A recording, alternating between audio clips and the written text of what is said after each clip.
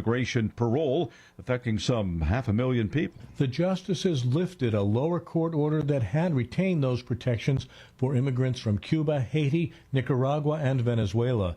The Supreme Court's order is not a final ruling, but it does mean the protections will not be in place as the case proceeds. It now returns to the First U.S. Circuit Court of Appeals in Boston.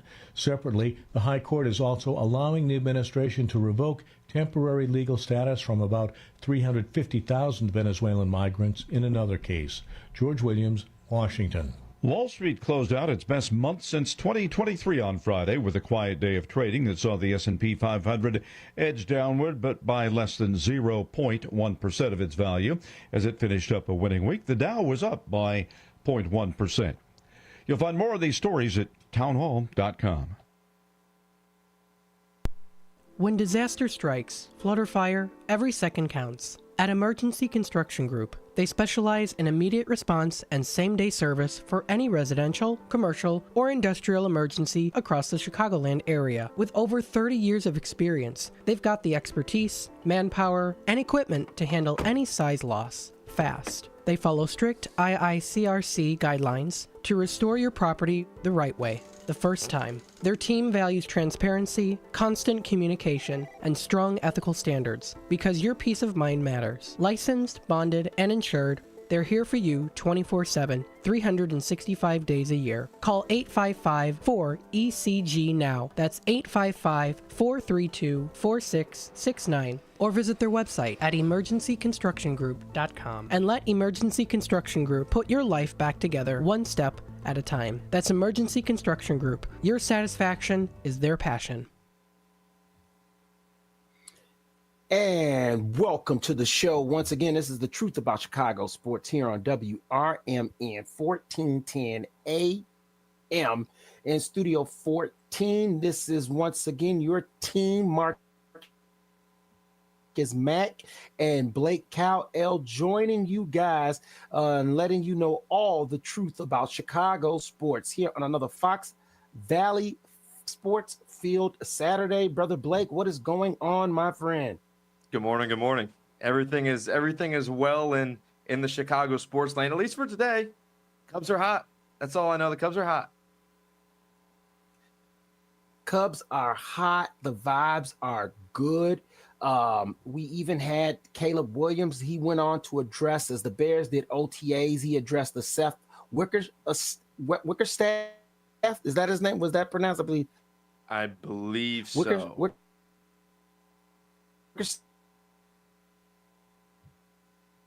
Staff. I don't want to say it wrong, but I know his first name is Seth. I believe Wickerstaff. And came out, they get it by go ahead and deciding to get in front of.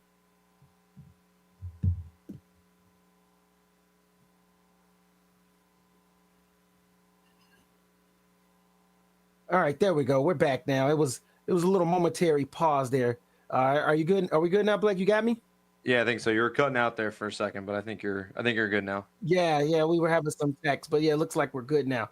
So yeah, we were talking about the Chef Wickerstaff story, and Caleb Williams finally had to come out and address it. And I like how he started out the press conference by saying, "Hey, you know what? It's been a distraction for the last couple of weeks, so let me talk about it." And I for fans, it's been a moot point. But for some reason, the media, even some people in Chicago media, have been determined to try to give this some type of weird legs, or at least want to hold Caleb accountable in some reason, or he should address this. He should talk about it. I thought it was already addressed by Ben Johnson. I thought it didn't need to be where he would have to come out now when we're getting OTA started, but I'm glad that he did. Put the haters to bed, and he addressed it very eloquently. And I don't know if you got a chance to see any of the press conference, Blake, but let me tell you, I loved how he said, what's being left out of the story. He's like, I went and I visited Minnesota first. And he's like, and that's why this is coming out about those statements, what I made about Minnesota. He goes, but what's being left out of the story is after I visited Chicago, I came to my father and said, this is where I want to go. And he felt that way with Eberflus.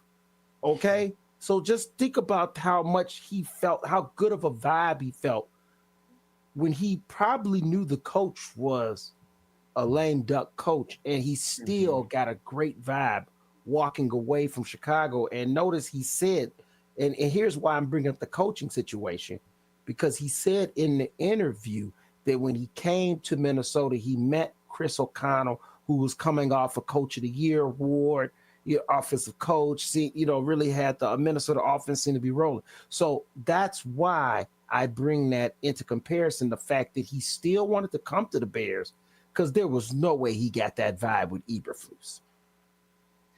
Happy he's here. Happy he's still in a Bears uniform. Listen, even if he came out and said, he could have came out and said the worst possible press conference of all time, but he handled it like an absolute pro. He could have said, yeah, I want to go to Minnesota. Like, he could have said all these things. He's still wearing a Bears uniform. Whether at the end of the day today, next week, 2 years, 3 years, he's still going to be in a Bears uniform, barring some kind of injury or sporadic situation that comes up. But he's a pro's pro. He's media trained. He handled it as perfect as any young quarterback should handle it. And he said, I'm a Bear. I'm committed. And again, this just reiterates what we've talked about for weeks. We're sitting here the last Saturday of May, rather, and it's just what can we get? What can we get for clicks? What can we get? I trying to think of which reporter it was that asked, "Hey Caleb, does your dad speak for you?" I mean, what kind of question is that, man? You're asking this grown adult, "Hey, does your dad speak for you?" Yeah, he's gonna say, "Yeah, that my dad's the guy who should be saying everything for me." No. But that's what Chicago media is. I mean, we've known this. This is a tough city to play in. Outside of New York and LA, Chicago's right up there with him. The media is going to ask you tough questions. They're going to put the pressure on. They want the clicks. It's the older age media of newspapers that want to keep themselves relevant. It's best to just clear your mind, watch on Sundays, pick up your favorite radio show like The Truth About Chicago Sports or your other favorite podcasts, and listen to some even-headed thinking sometimes, because this is crazy. I'm glad he addressed it, but it's crazy how far this story has gone. And now that he's addressed the media, we can have some faith that this is finally kind of put to rest. And the thing that bothers me about it, Blake, is that we're part of this Chicago sports media. And I feel like me and you are like these weird, ducks in a way sometimes, because it's like when everyone else is throwing daggers, we're out here deflecting like the Matrix, like, no, we're not going to give into that, because what legs did it have? What I loved, and I think I said his name, or I think it's Chef Wickersham. And I'm fine with him wanting to tell his story. I'm fine with him wanting to sell if he wrote a book, whatever, his piece. I'm great with that. What concerns me is that very thing, that as we sit here in the Chicago media, that we have people sitting here going, well, it was what came out to Caleb was fine. Who cares? And fans, the thing that's kind of got me a little bit up in arms is because fans, from what I'm seeing, what I'm hearing, and I'm including myself as a fan, I don't care. Fans don't give a darn about this. Don't give a darn about this. He seems so happy where he's at. Caleb is at peace. We have the coach that I believe he needs to push him to the next level. Caleb has the talent that's needed to go to the next level. And so, yes, very, very, very happy that this could finally be put to bed. All the pundits can please, knock off the noise. Let's focus on I don't care about last year, Blake. I don't. Yeah. And that might sound, okay. I'm not drinking the Kool-Aid. No. What I'm saying is that this is a fresh slate. They still got to prove it to me. But I do not care about what happened with that coaching staff in last year. I care about the players on the roster this year and how they're going to move forward with the new coaching staff in place. Of course. I mean, what's done is done. I mean, what's done is done. You can't change the past, but you can work toward the future. And if you're a Bears fan, you're still excited for the future. We've talked about before. I'm cautiously optimistic. I'm sure when we're 1 week out from the season, you'll hear me screaming at the mountaintops of how we're about to go 15-2, or however the math shakes out. That's actually correct. That's actually correct. Yeah. But hey, at least I'm prepping myself. But again, as we sit here in May, you got to get something going on the Bears side because the Bears run this town. The media is starving to write about something. So, hey, let's throw our young QB under the bus and ask him why he doesn't want to be on the Chicago Bears. I get it. I mean, I'm in the clicks game too. I edit my shorts for this, that, and the other. You want to leave some context out to get a few extra clips, but the full context and scope of this story is this. Whether you're a Vikings fan, whether you're a Lions fan, whether you're a Packer fan, you got to face this dude for 2 years, for at least 4 more seasons in a Chicago Bears uniform. And if he plays good enough, you can tack 10 more seasons on. And I'd rather be in my shoes than be in their shoes. And so that's how I'm taking it. I love how at least they were like, oh, you want to play for the Vikings. You want to play for the Vikings. And Vikings fans can use that however they want, whatever ammo they want. I don't care. My quarterback wearing 1-8 every Sunday is going to show up and be a good player. I mean, I don't have any false confidence in Caleb Williams. If anything, it's just the coaching staff. We've mentioned it. Yes. Like, do it. And that doesn't mean I don't have false confidence in Ben Johnson. No. It means at Caleb's floor with the worst possible help coaching possible, he threw for 3,500 yards. So take one minimal step up from that and just watch film with the guy, and he can throw for 4,000. So that's where we're at. But again, it's May. You can't really talk about that yet. Let's talk about how he hates the Bears. Whatever. Yeah, whatever. But and that's the thing that's kind of got me up in arms because I feel like it's more of a story about this coaching staff that has been assembled. And for a lot of viewers out there, I don't know if they got a chance to check it out, but go to YouTube, please. It's called The Scouting the Future Inside the Bears 2025 draft, 1920 football drive. If anybody's wondering what that is, that's the address for Hallis Hall, 1920. So very kind of cool that they kind of incorporated that in there as well.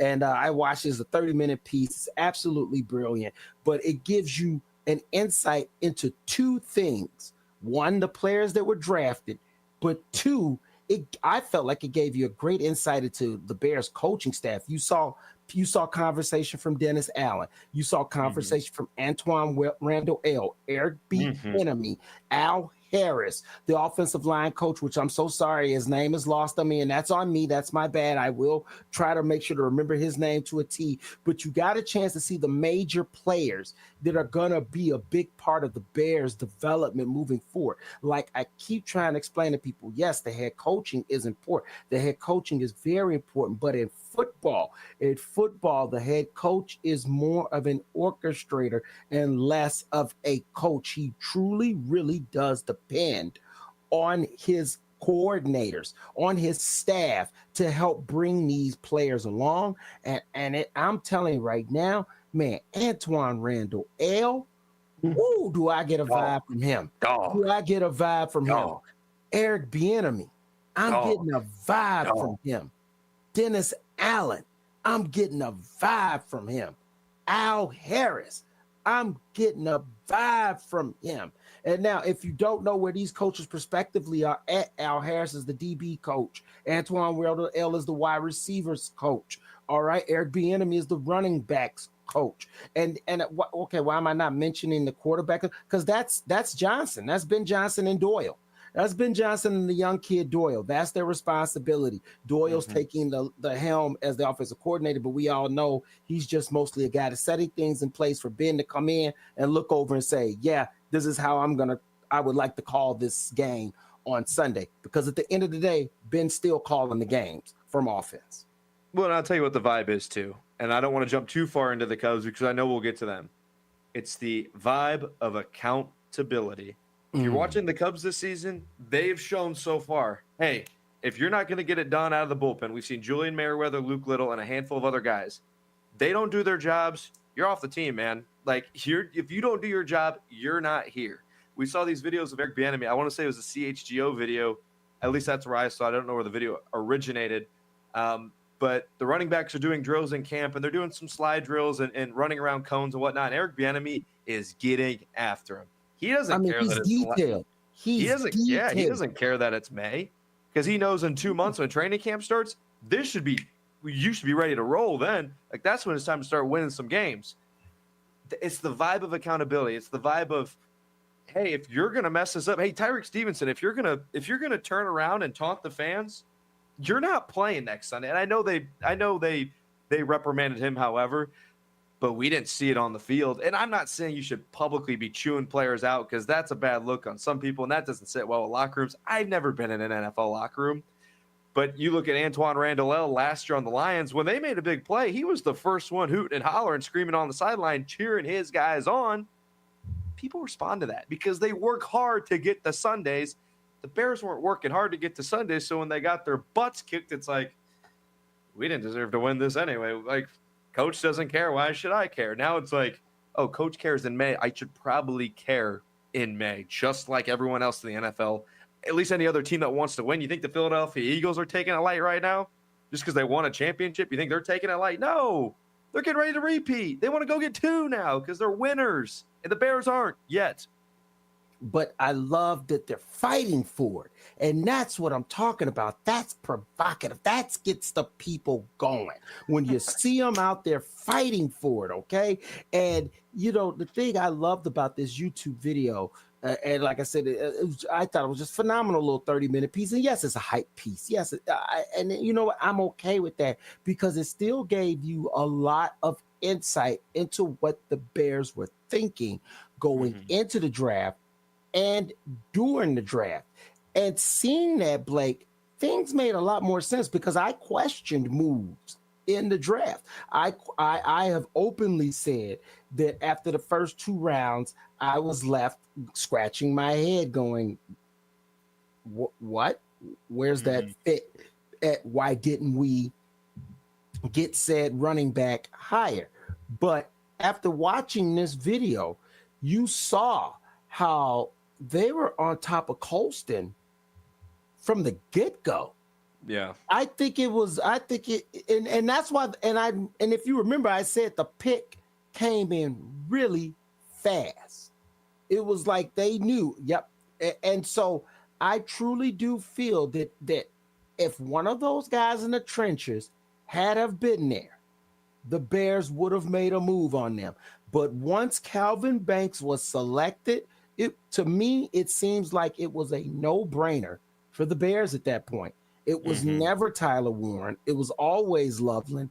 And talk about how not to show your hand. We get mad sometimes, right? When we're like, what are you doing? But I also have to give credit when you made a move and it's a good move and no one heard about it. That means you worked it the right way. You played it the right way. They showed their insight when they traded with Buffalo in the 2nd round. And then it made a lot more sense. See, at the time, I'm like, why are you trading? What's going on? Come on, get that run back. They traded back so that they could get 3 picks in the 2nd round because Ryan Post said in that YouTube video that he felt like that's where the most value was in the 2nd round rather than the 3rd round. Now, your thinking to me makes so much more sense.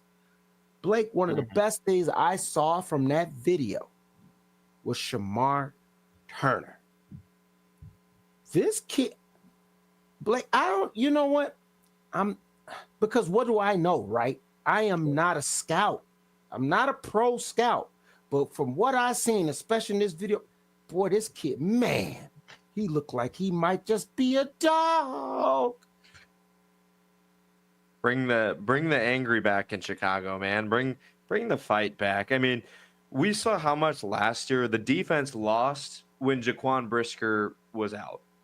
It was because he brought the juice, he brought the fire, and you shouldn't rely on one guy to do that.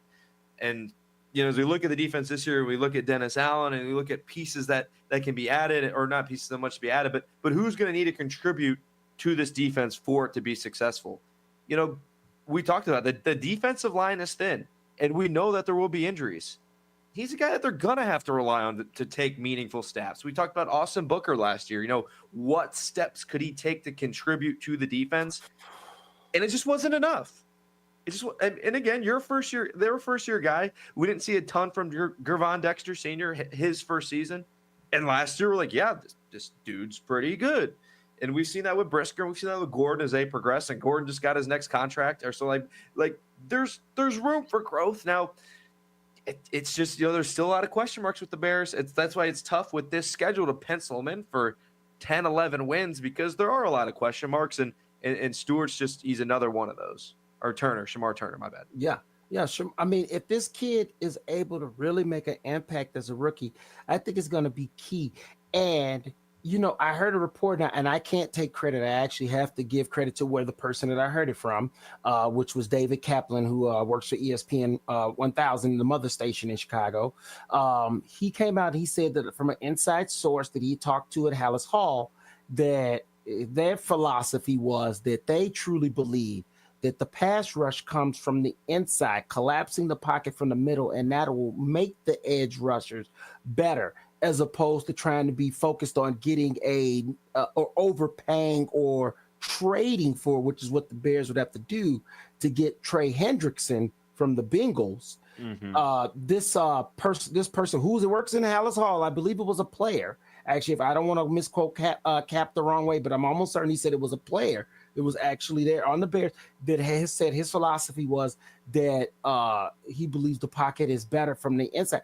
And looking at how the Bears are doing things, if that's the case, then that's where their focus went to. Their focus went there with Grady Jackson being signed, with Dale, Grady Jarrett, with Dale, who we know can play on the outside, but he also could play on the inside. Shamar Turner seems to be in that same vein also. And then, you got the juggernaut Andrew Billings coming back. So it almost kind of, to me, it would seem that the Bears' real philosophy, and I'm sorry, we're leaving out the kid, like you just mentioned, who showed a great upside in his second year, Javon Dexter. So you're talking about now potentially 4 maulers on the inside that could collapse that pocket for Montez Sweat. And if you get a guy like Austin Booker who can take that leap, if you roll Turner out to the outside or Dale's out on the other end, if that middle of that pocket is getting collapsed, it is a definitively great way to affect a quarterback.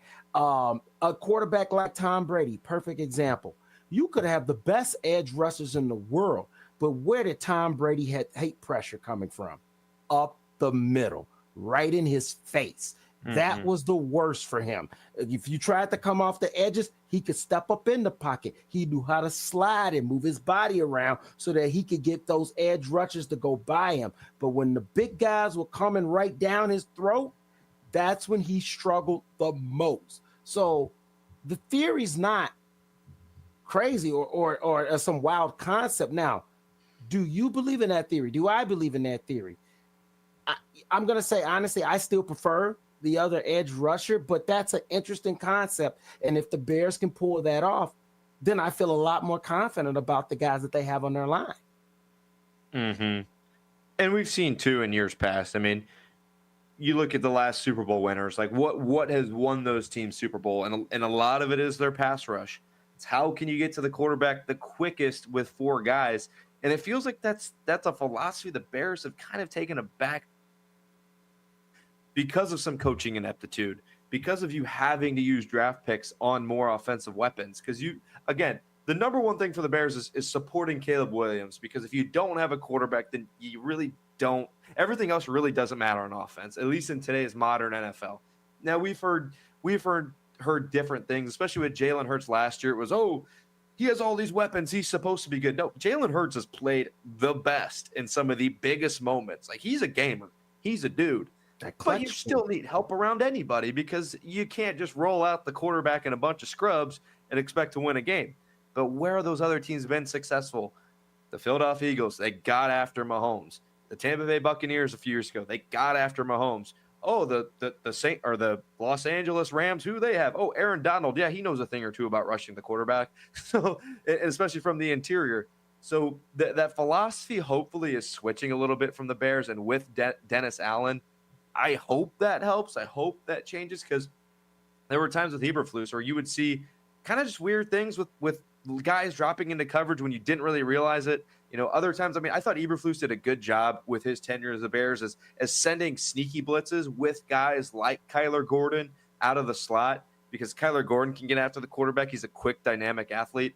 I hope we see more of that, because, again, Kyler Gordon can change a game, whether he's rushing the quarterback, whether he's dropping into coverage, while his ball skills are incredible. It's just like how good can the defensive line be to then play into the secondary's hand? because I still love the Bears secondary. We still have Jalen Johnson. We still have Kyler Gordon. We hopefully have Jaquan Brisker coming back and he can keep his noggin clean. It'll be interesting to see. I still love where this Bears roster's at, but man, they got a tough schedule. They got to play good, and they got to play good fast. Yeah, they do. When we come back from break, we're going to continue breaking down more Bears. We got a lot to talk about. We got a ton of baseball to get into. The Cubs are hot, smoking hot, as everyone is starting to see. Hey, and those White Sox are out there winning some games. Let's not throw away that credit from my boys on the South Side, as we know they are affiliated with the station, so we always got to show some love to the good guys in black, and I love seeing that. So we got a lot more to talk about, Blake, here on the Truth About Chicago Sports here on WRMN 1410 AM, as we've got another Fox Valley Sports Saturday, as we are here, the voice of the Valley, WRMN 1410 AM. It's easier than you think for pests to threaten your family's health.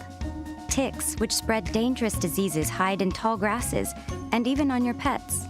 Rodents easily invade your home, contaminate food, and can carry more than 35 diseases. Mosquitoes, which breed in standing water, transmit many diseases. Get the facts you need to protect your family at pestworld.org. It's that easy. A public service message from the National Pest Management Association. Still getting around to that fix on your car? You got this. On eBay, you'll find millions of parts guaranteed to fit. Doesn't matter if it's a major engine repair or your first time swapping your windshield wipers. eBay has that part you need, ready to click perfectly into place for changes big and small. Loud or quiet, find all the parts you need at prices you'll love, guaranteed to fit every time. But you already know that. eBay, things, people, love. Eligible items only. Exclusions apply. Political party poopers got you down? Shake it off and join me, Dennis Sonar Green, every weekday from 4 to 6 p.m. on WRMN for A Political Talk Show, where we cut through the doom and gloom with a focus on America first, constitutional values, and a populist perspective that puts you, the citizen, at the center of the conversation. At WRMN, the talk of the town, we're not afraid to challenge the status quo and bring you the straight talk you need. Whether you're frustrated with the political establishment or looking for a clear, some nonsense analysis, this show has you covered. Tune in. Let's take on the issues together with a fresh, unfiltered approach. Catch us every weekday from 4 to 6 p.m. on WRMN, A Political Talk Show. WRMN, the talk of the town. Hi, I'm Ryan Blaney, a third-generation race car driver, and we dedicate a lot of our time to going as fast as possible. My grandpa Lou is the reason why my dad and I started racing, and I'm really proud to follow in his tracks. But when my grandpa was diagnosed with Alzheimer's, it was a very unexpected bump in the road for us. I've learned a lot on this journey with my grandpa Lou, and the memories of my grandpa will always be with me. It's important to notice if older family members are acting differently, experiencing problems with their memory, or having trouble with routine tasks. Talking about Alzheimer's can be really tough. But if you notice something, have a conversation with your loved one. Encourage them to see a doctor or offer to go with them. Early detection of Alzheimer's can give your family time to explore support services, make a plan for the future, and access available treatments. The Alzheimer's Association provides care, support, and research to help you take control of the situation with your family and manage the disease together. If you or your family are noticing changes, it could be Alzheimer's. Talk about seeing a doctor together. Visit alz.org/time to talk. A message from the Alzheimer's Association and the Ad Council. Oh no, stomach issues again? Stomach issues? Who are you? Your pancreas. I could be the real reason for your diarrhea, gas, bloating, stomach pain, or loose oily stools. I thought it was my stomach. People often do, but any of these symptoms could mean having a condition called exocrine pancreatic insufficiency, or EPI. With EPI, the pancreas doesn't release enough enzymes to break down food, but EPI is manageable. Use the symptom checker on identifyepi.com and speak with your doctor. That's identifyepi.com. Sponsored by AbbVie. Your kids could get free or low-cost health coverage from Medicaid or CHIP. Even if you've applied before, they may be eligible now. Kids up to age 19 are covered for checkups, vaccines, dentist visits, hospital care, and more. And if they already have Medicaid or CHIP, remember to renew every year. Visit insurekidsnow.gov or call 877-KIDS-NOW. Paid for by the U.S. Department of Health and Human Services. And welcome back to the show to all our listeners out there. This is The Truth About Chicago Sports with Marcus Mack and Blake Howell, as we are bringing you all the truth about Chicago sports here on another Fox Valley Sports Saturday. If you joined earlier, you were listening to On the Rise, which is 8 a.m. to 10 a.m., followed by us 10 a.m. to 12 p.m. every Saturday. We're going to probably not have our little buddy today. I'm hoping that she can join. We're going to wait and see if it can play out, but there might not be a Sophia, the great Sophia Blackburn today, but we're still holding out hope, Blake. We're holding out hope that the great Sophia Blackburn could join us, as you know, she's our third trio member of this star-studded staff. But let's keep on rolling with the sports.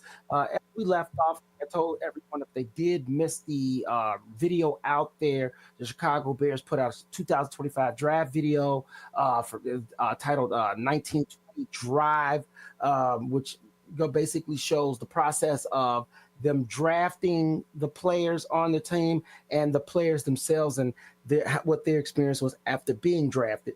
One of the things that really caught me, and you were the one to really open my eyes, because I didn't know much about him, and you really opened my eyes. But seeing him drafted, hearing the Bears talk about him in more detail and how they felt about this kid, was Luther Burden. I think perfect dog, baby. I think is a perfect replacement for Keenan Allen. I think not only younger, more athletic, and I think he's got big play capabilities. I think this kid is a perfect mesh for Rome and DJ, and I was really surprised at how high the Bears had it, because, like I said, I'm not the scouts out there. You know what I mean? I don't, but the Bears valued this kid a lot, and you saw that in the video. And then you see kind of some insight in him, and they talked about why they wanted him on the team. And it's like, wow, man, I'm telling you what, this kid just might be a real nice fit for the Bears. Mm-hmm. He's a real nice fit, too, because we talk about injuries, we talk about depth. If the Bears rolled into this season with DJ Moore and Rome Odunze, you're one pulled hammy away from turning to some pretty not familiar faces to step into that role. And then you're looking at Caleb Williams again and saying, hey, man, it's year 2, but you still got to rely on a guy like Tyler Scott, who for the longest time I was wondering why he wasn't getting the opportunities. But again, I'm not at Hallis Hall every day. I'm not a scout. I don't see the things that these coaches see, and I'll never act like I know more than them, because I definitely don't. But I love the pick from the standpoint he's cost controllable, he's fast, he's got good hands, and he's a yak monster. The biggest comp of him out of the draft was DJ Moore, who does all those other good things. Yak monster, good hands, creates his own plays, and that's what Ben Johnson likes to do. I mean, again, you look at what he had in Detroit. Jamison Williams, give it to him in a screen, give it to him deep. You can bust out an 80-yard play. Things like Amon-Ra St. Brown, get it to him in the flat. Let him make his money how he's made his money his whole career. Dance in the open field makes them happen, and that's what Luther Burden can do. And he's going to be a wide receiver 3 to start, so people aren't game planning specifically for him. But hey, if you go run, throw to DJ, throw to Rome, throw to him. Next thing you know, you got Luther Burden running 20 yards behind you going, oh, Caleb just dropped a 50-yard bomb to Luther Burden. Touchdown, Bears score. You might not see what fully Luther Burden can do in year 1, because again, this offense has a lot of pieces. We said it with Rome Odunze last year. You weren't going to see everything he can do immediately, because he doesn't have to. A lot of people said Rome Odunze was a bust last year, and it's like he had 750 plus yards as a rookie. Look pretty smooth to me. Let's just pump the brakes on a lot of these guys. Again, Bears fans aren't going to want to hear it, but even though the team's pretty much ready to win and ready to start kind of competing for a playoff spot, there's still young guys on this roster. There's still guys that need to develop, and Luther Bird's just going to be one of those guys, at least in year 1, but I think he's going to have a great season. Yeah, I agree. And then I'll tell you what, I was impressed at the size of the kid from Boston College, Ozzie. I don't know if you saw that mountain of a man, but Ozzie Tripoli, or is it Tripoli or Tripoli or Tripolo? I was actually looking at this before the show, and I couldn't find a good reputable site to give me the let's just go with Ozzie T. Let's just go with Ozzie T then, so that we at least look like we're somewhat comparable out here. All right, we'll go with Ozzie T. But that size of this man, Blake, wow. If they're able to develop him, I know he wasn't a first round pick, but people got to understand second round picks are still projected starters. Mm-hmm. This kid is massive, massive. If this kid is developed into a dude, I'm sorry. I don't care. If he gets his hands on you, it's a problem. Mm-hmm. Game wreckers, right? We need big game wreckers. We need guys that can hurt people, obviously within realm of the game. I'm not rooting for injuries here, but I love referring to the first Ryan Poles press conference because that set the foreground of what he wanted to do with this roster, what he wanted to do with the team. And one thing he mentioned, he wanted downfield blocking, he wanted attackers, he wanted guys that you're scared of seeing open in the open field. We saw a lot of Darnell Wright doing that downfield last year. We saw little Braxton Jones doing it last year. And it looks like he's got another mean guy to do it this year. I mean, this guy's coming at 6'8", 316 pounds. That's a big man. Big man. That kid is serious. And that is what you want. And it's help along the line. Like I said, it was a great video. It was nice to see their insight. It's just been nice to just see more of an understanding of what the Bears are doing at Hallis Hall, and that's just something we haven't gotten in years, and I appreciate that. Now, will this all translate into victories? No one can predict that until they literally get on the field. This is a new team, in some way. This is definitely a new staff, a new approach. I am hopeful, but at the same time, it's an unknown. But I'll tell you what. To see the process, I'm happy for that. And the process seems to be more, I guess, lack of a better word, educated. I'm not trying to say someone else wasn't educated because like me, you have both said, these people know more about football than we do. This is their job. Our job is to just talk about what we see as a finished product. It's not our job to roster build. It's our job to critique and analyze and talk about the finished product. So to actually try to tell you how to get said finished product to me, that's not my expertise. That's not your expertise, right? But it just seems like there's just more of attention, focus, and understanding what it takes to make a team a winner with the current staff that we have in place now. Well, and it's good to see because I saw a report today of they were talking about Ozzie and Amagaji, Kyron Amagaji. They were talking about how they were getting reps with a lot of Ozzie was getting a lot with the first team. And then they were saying Kyron was switching in with some of the first team as well. And again, it's early. But you love to see him working because, again, chemistry. I think last year it was like the first 6 or 7 games, the Bears had like the highest starting O-line roster combination in the NFL for like the first. It's like the offense. The offense, you need reps. You're working together. That watching a football play, and hang with me here because this is gonna be a wild comparison, but it's literally poetry in motion. If this guy does this, then this guy has to be here for this play to work. It's chess. It all moves together. It's 11 guys on a string. Everyone's got a job, and if someone doesn't execute, that the play sometimes gets busted and it doesn't work. Well, if I just meet someone and I say, hey, let's run this play together, neither of us have done it before, there's going to be some friction there. So Ben Johnson and Ryan Poles said, hey, we didn't have enough depth last year. Right now, your offensive line looks like Braxton Jones, Joe Tooney, Dahlman, Jonah Jackson, and Darnell Wright with Ozzie and Kyron Amagaji as the swing guys, as the backup guys. That's a solid 7 to at least start with. And someone's going to get hurt at some point. But at least at the starting point, you know who your 5 guys are going to be. Last year it was, well, I hope Tevin Jenkins stays healthy. Oh, I hope Coleman Shelton can do just good enough. It's like, bro. I hope they're not hurt by week 2 because we're in trouble. And it really didn't happen until week 5, and then we got in trouble. So now we're looking at, hey, these guys are building chemistry again in May, build it up through camp. And when someone goes down, well, hey, Ozzie was taking first rep with the first rep guys back in May. He's been there. He's done that. He's played with Jonah Jackson. Now he's played with Dahlman. He's played with Joe Tooney to his right. They know the offense. They know how things are going to run. And that's why, at least confidence-wise, the offense, I'm like, with even the offensive line, we don't talk about the offensive line enough. We want to talk about Luther Burden. We want to talk about Ben Johnson, Caleb Williams. This offensive line could be really good this year. And that's something you can't say about a Bears offensive line since 2019, 2020, maybe 2020. Yeah, it's got the potential a lot better than last year, where there was more question marks rather than now there's certainties. You feel certain that Joe Tooney is going to be able to hold his own at guard. You feel certain that Jonah Jackson is going to be able to hold his own at the other guard position. You feel certain about Dolman at center. You feel certain about Darnell Wright at right tackle. The only question mark is Braxton Jones, and I'm fine with that because at least he's a starter. At least he's done it. We know that he's been out there. He has experience.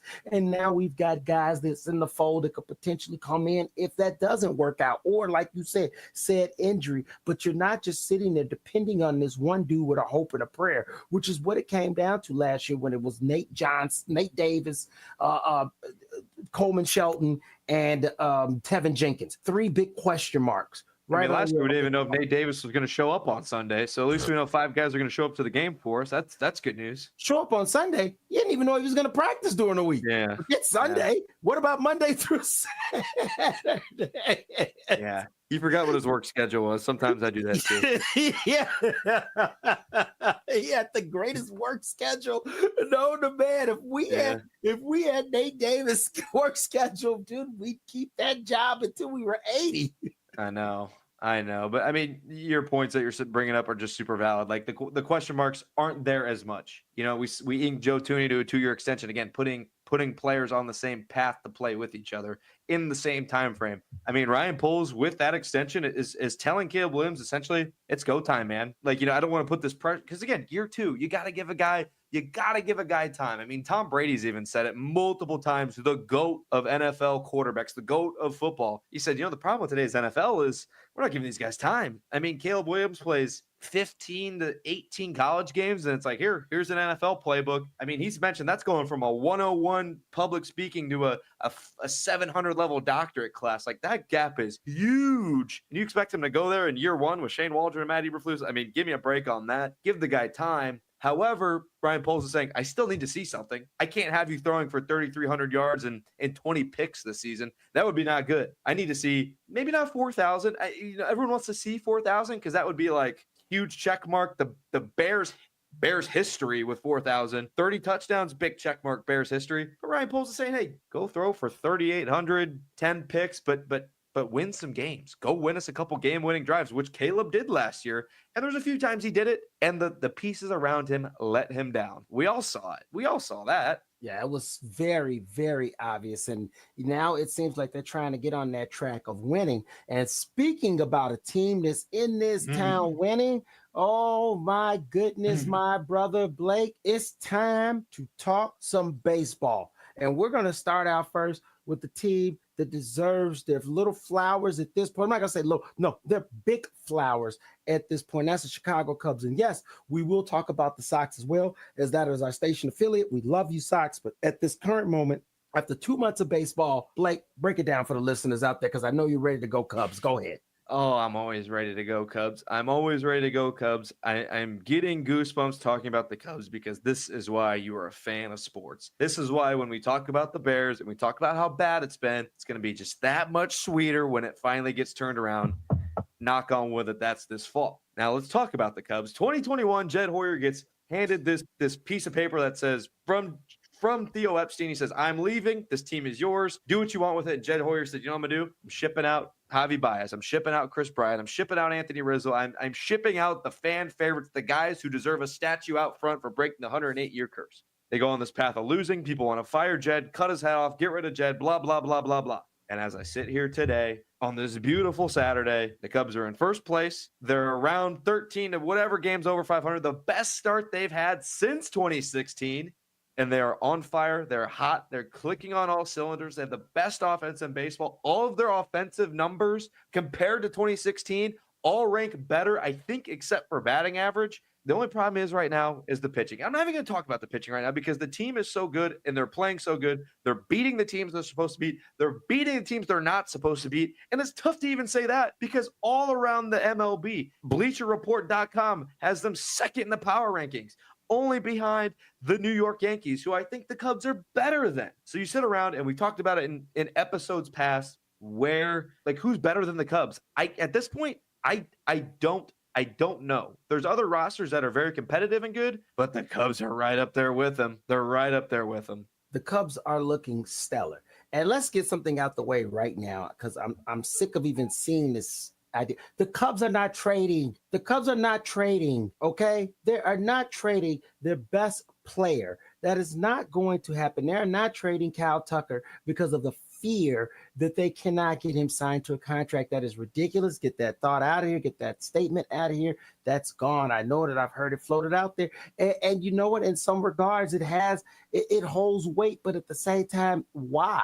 Why would we do this? Why, when this guy has clearly come in and helped energize this team, helped turn this team into a definitive winner, you're going to be worried about Big Ball and Jed getting him signed? I'm not dealing with that. I'm not even entertaining that right now. And I know it makes sense from a business standpoint. Hey, you got to be careful, protect your assets. But I'm sorry. This is a needle driver on your team. You don't worry about the finances. You worry about the winning. And right now you're winning. The chemistry is exactly where it's supposed to be, and that's where it should stay. So stick to that format. Big Ball and Jed will handle Kyle Tucker appropriately. I'm confident in that. I don't know why other Cub fans are not. I'm a Chicago fan. You guys know I'm a born and raised Southside guy, but I'm never going to root against the Chicago team.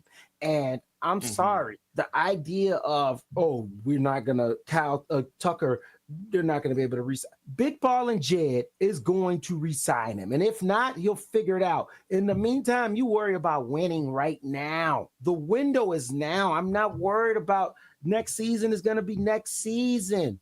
Okay. Who knows what next season go? Injuries, all types of stuff. Right now, things are happening in the Cubs' favor. I am like you. I believe that it is go time. You are in go mode. What finally got me there was the fact that we are at the end of the month. We are at the end of May, and we see a team that has been able to ride it out and do exactly what they were supposed to do, and that's finish the month out hot, finish the month out with majority more wins than losses. And April generally is a slow start for Midwestern teams. We do, especially because we talked about this, playing in the cold and that nature. The Cubs were able to come out in April, and with a tough schedule, they handled it. So then the real question came to, okay, well, that's April. It's early. We know, that could be a fluke. Okay, well, May's real baseball. The weather's warmed up. The teams know each other now. You've seen enough of guys out there. There's film out there on players and pitchers. So now we're getting the real baseball. And the Cubs, at first, they came in May, and I was a little concerned. They stumbled a little bit right at the beginning of that month. But, man, talk about a way to just say, nope, that's not who we are. Pick themselves up off the mat quickly and then just went into crush mode. And I just think that is the sign of a team that's ready. And what do you think about the month of May that the Cubs had? The month of May was going to be the deciding factor of, I already said I'm putting the ring on. I already said that I'm getting married, and I was prepared, and I was prepared to get heartbroken. I've seen the story before. You proposed with your heart open. I did. And this town has made me look foolish before, and they'll probably do it again, and I'm okay with that because I love them so much. But the only thing that I was worried about, and the thing that I'm not worried about anymore, was, hey, you beat the hard teams. You beat the teams that makes us all feel good. Can you go out there and dominate the bad ones? And so far, all they've done in this soft schedule stretch, they took a series from Miami. They swept the White Sox. They took a series from Miami. They took a series from the Reds, and they won a series against the Rockies. And then this weekend, they're taking on the Reds again, another division opponent at home. Let's see if they can win the series again. They play at 1:20 today on Saturday. A couple players I want to show some love to, show some flowers to.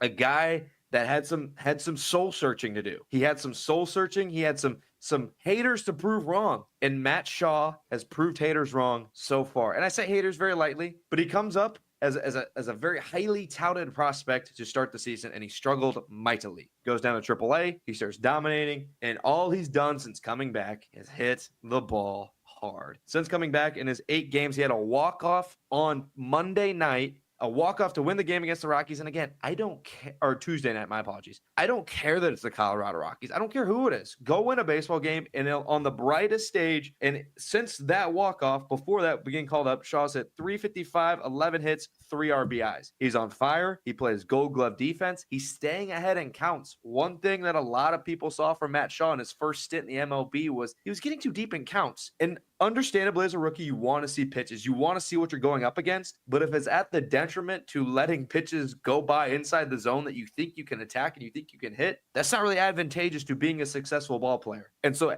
when he's come back up, he's attacking early in the count. He's not letting that meatball go by. He's saying, if this is the ball I can hit, I'm going to attack it. Staying ahead in counts. He's more upright. A big thing we talked about was his leg kick. A lot of people said his leg kick was too high, his timing was off, this, that, and the other. He hasn't eliminated the leg kick. The leg kick hasn't actually gone anywhere, but he's standing up straighter, letting his hands go through the zone a little faster, staying back on pitches, as opposed to before he was lunging a little bit at the ball, which, again, I'm not a swing mechanic guy, but it is a noticeable change, and it's paid off so far. And on top of that, the defense at third, since he's come back, has been so good. It is borderline, at least in my head, he might be a Gold Glove finalist at third base. Like, he's making spectacular plays. He has the arm for it. He has the range for it. You see him going to his left, to his right. Him and Dansby Swanson on the left side of the infield is very good.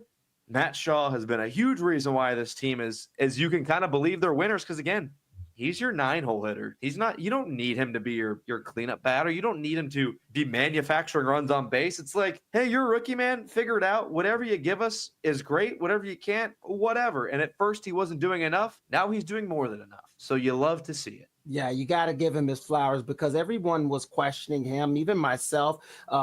Hard on him, I don't know necessarily, but the idea was the worry. I think it was more worried than anything of, can this kid come in and be able to provide the thump that this team needs from that position.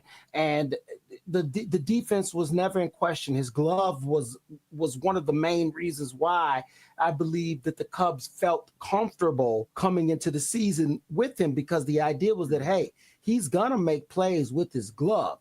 We just need him to do enough with his bat. Like you said, you don't got to be this all-world slugger. The Cubs don't need that. The Cubs got plenty of guys. They got pop. They got plenty of pop. What they couldn't afford is for you to be striking out constantly, which is what was happening. He looked lost up there as a rookie, and he was in his head. And we know baseball is so mental. You could have all the physical tools, the best athlete in the world, but when you're in your head, and let's be honest, he was in his head. The Cubs did try to make a move for Bregman, and then it segued to him. You know, that is pressure on a young kid where it's like, hey, we tried to get that veteran to come in and handle that position, but that didn't work out. We need you to step up, kid. And let's be honest, that's what the Cubs needed. They right? After they didn't get Bregman, they were now relying on a rookie to come in here and have to step up, a young kid to have to come in and fill that role. And like you said, we don't need pop. We just need production. I like that. We need production, not pop. And that's what Shaw is now giving them. When we come back from break, we're going to continue breaking down Cubs. We definitely got to talk pitching. Like you said, we weren't going to talk about it in this moment, but we do have to talk about it because that is the real concern of the Cubs, is their pitching. We know that there's been some injuries that have happened. We have to go into those in detail. We're also going to get to the White Sox when we get back from break. We got a lot more to talk about here on the Truth About Chicago Sports, WRMN 1410 Studio 14. You're joining me, Marcus Mack, and my brother from another, Blake Cal-El, as we're breaking down all Chicago sports, as we've just got so much to go on. We talked about earlier Chicago Bears, if you missed that. So please go back and check out the YouTube if you need to watch anything that you missed here on another Fox Valley Sports Field Saturday, as this is WRMN 1410 AM, Truth About Chicago Sports. We'll be right back. Fox River Valley, I call the place my home, boom, boom, boom. Fox River Valley, no more will this sky roll. I've been north, south, east, and west, but there's one place I love the best, it's the Fox River Valley, I call it my home. There's the roar of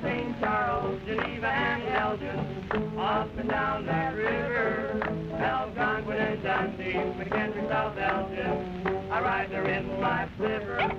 I've been north, south, east, and west, but there's one place that I love the best. It's the Fox River Valley, Fox River Valley.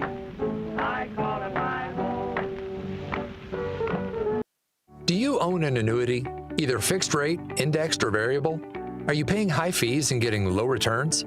If so, Annuity General would like you to have this free book to learn the pitfalls and mistakes of buying an annuity. The Annuity Do's and Don'ts for Baby Boomers contains the little-known truths about annuities, like how to help reduce your fees and increase retirement income. And it's free. That's right, free. As a bonus, we'll also throw in a free annuity rate report just for calling. We researched over 1,000 annuities and summarized rates and benefits from financially strong insurers. You get Annuity Do's and Don'ts for Baby Boomers and the Annuity Rate Report, both absolutely free for calling Annuity General today. Hurry, supplies are limited. Call now. 800-760-1845.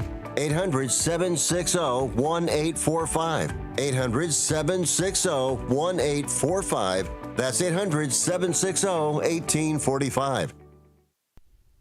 Your hometown radio station since 1949. We are WRMN AM 1410, Elgin time, 11 o'clock. Breaking news this hour at townhall.com. I'm Bob Agnew in Washington. President Trump says he doesn't support every item in the so-called big, beautiful bill being debated in Congress. Here's White House correspondent Greg Clugston. As the Senate tackles the House-approved bill, the president said he expects there to be some changes. I'm not happy about certain aspects of it, but I'm thrilled by other aspects of it. That's the way they go. It's very big. It's the big, beautiful bill.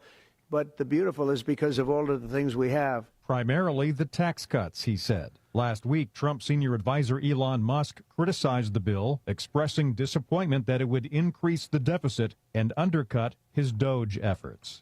Greg Clugston, the White House. Historic spending cuts to Medicaid health coverage and the SNAP program included in the big, beautiful bill.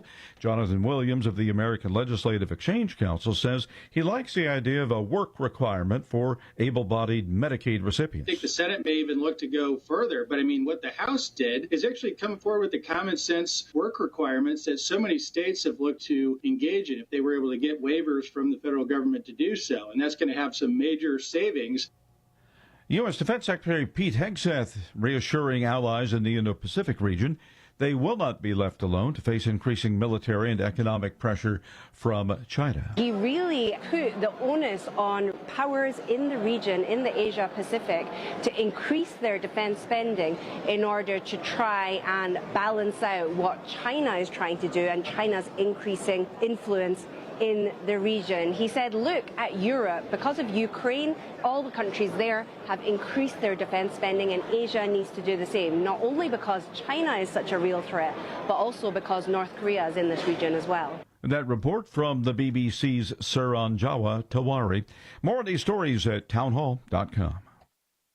Dennis Prager here for Equity Protect, the company that completely prevents home title theft and fraud. I've met Jim and Ryan, the owners of Equity Protect. They started Equity Protect because title fraud and equity theft are direct threats to American consumers, especially if you own your home free and clear or have high equity. Most title lock companies merely monitor your title, then let you know once fraud has occurred. Equity Protect is simply better. Equity Protect completely stops any attempts to steal your home equity and ownership. Get your free risk assessment at equityprotect.com. If you're low risk, sign up for their free monitoring service. If you're medium to high risk, get their full protection. For a limited time, my listeners can get 30% off your first year with the discount code Prager30. Go to equityprotect.com/Prager. That's equityprotect.com/Prager, or call 888-213-2959. That's 888-213-2959.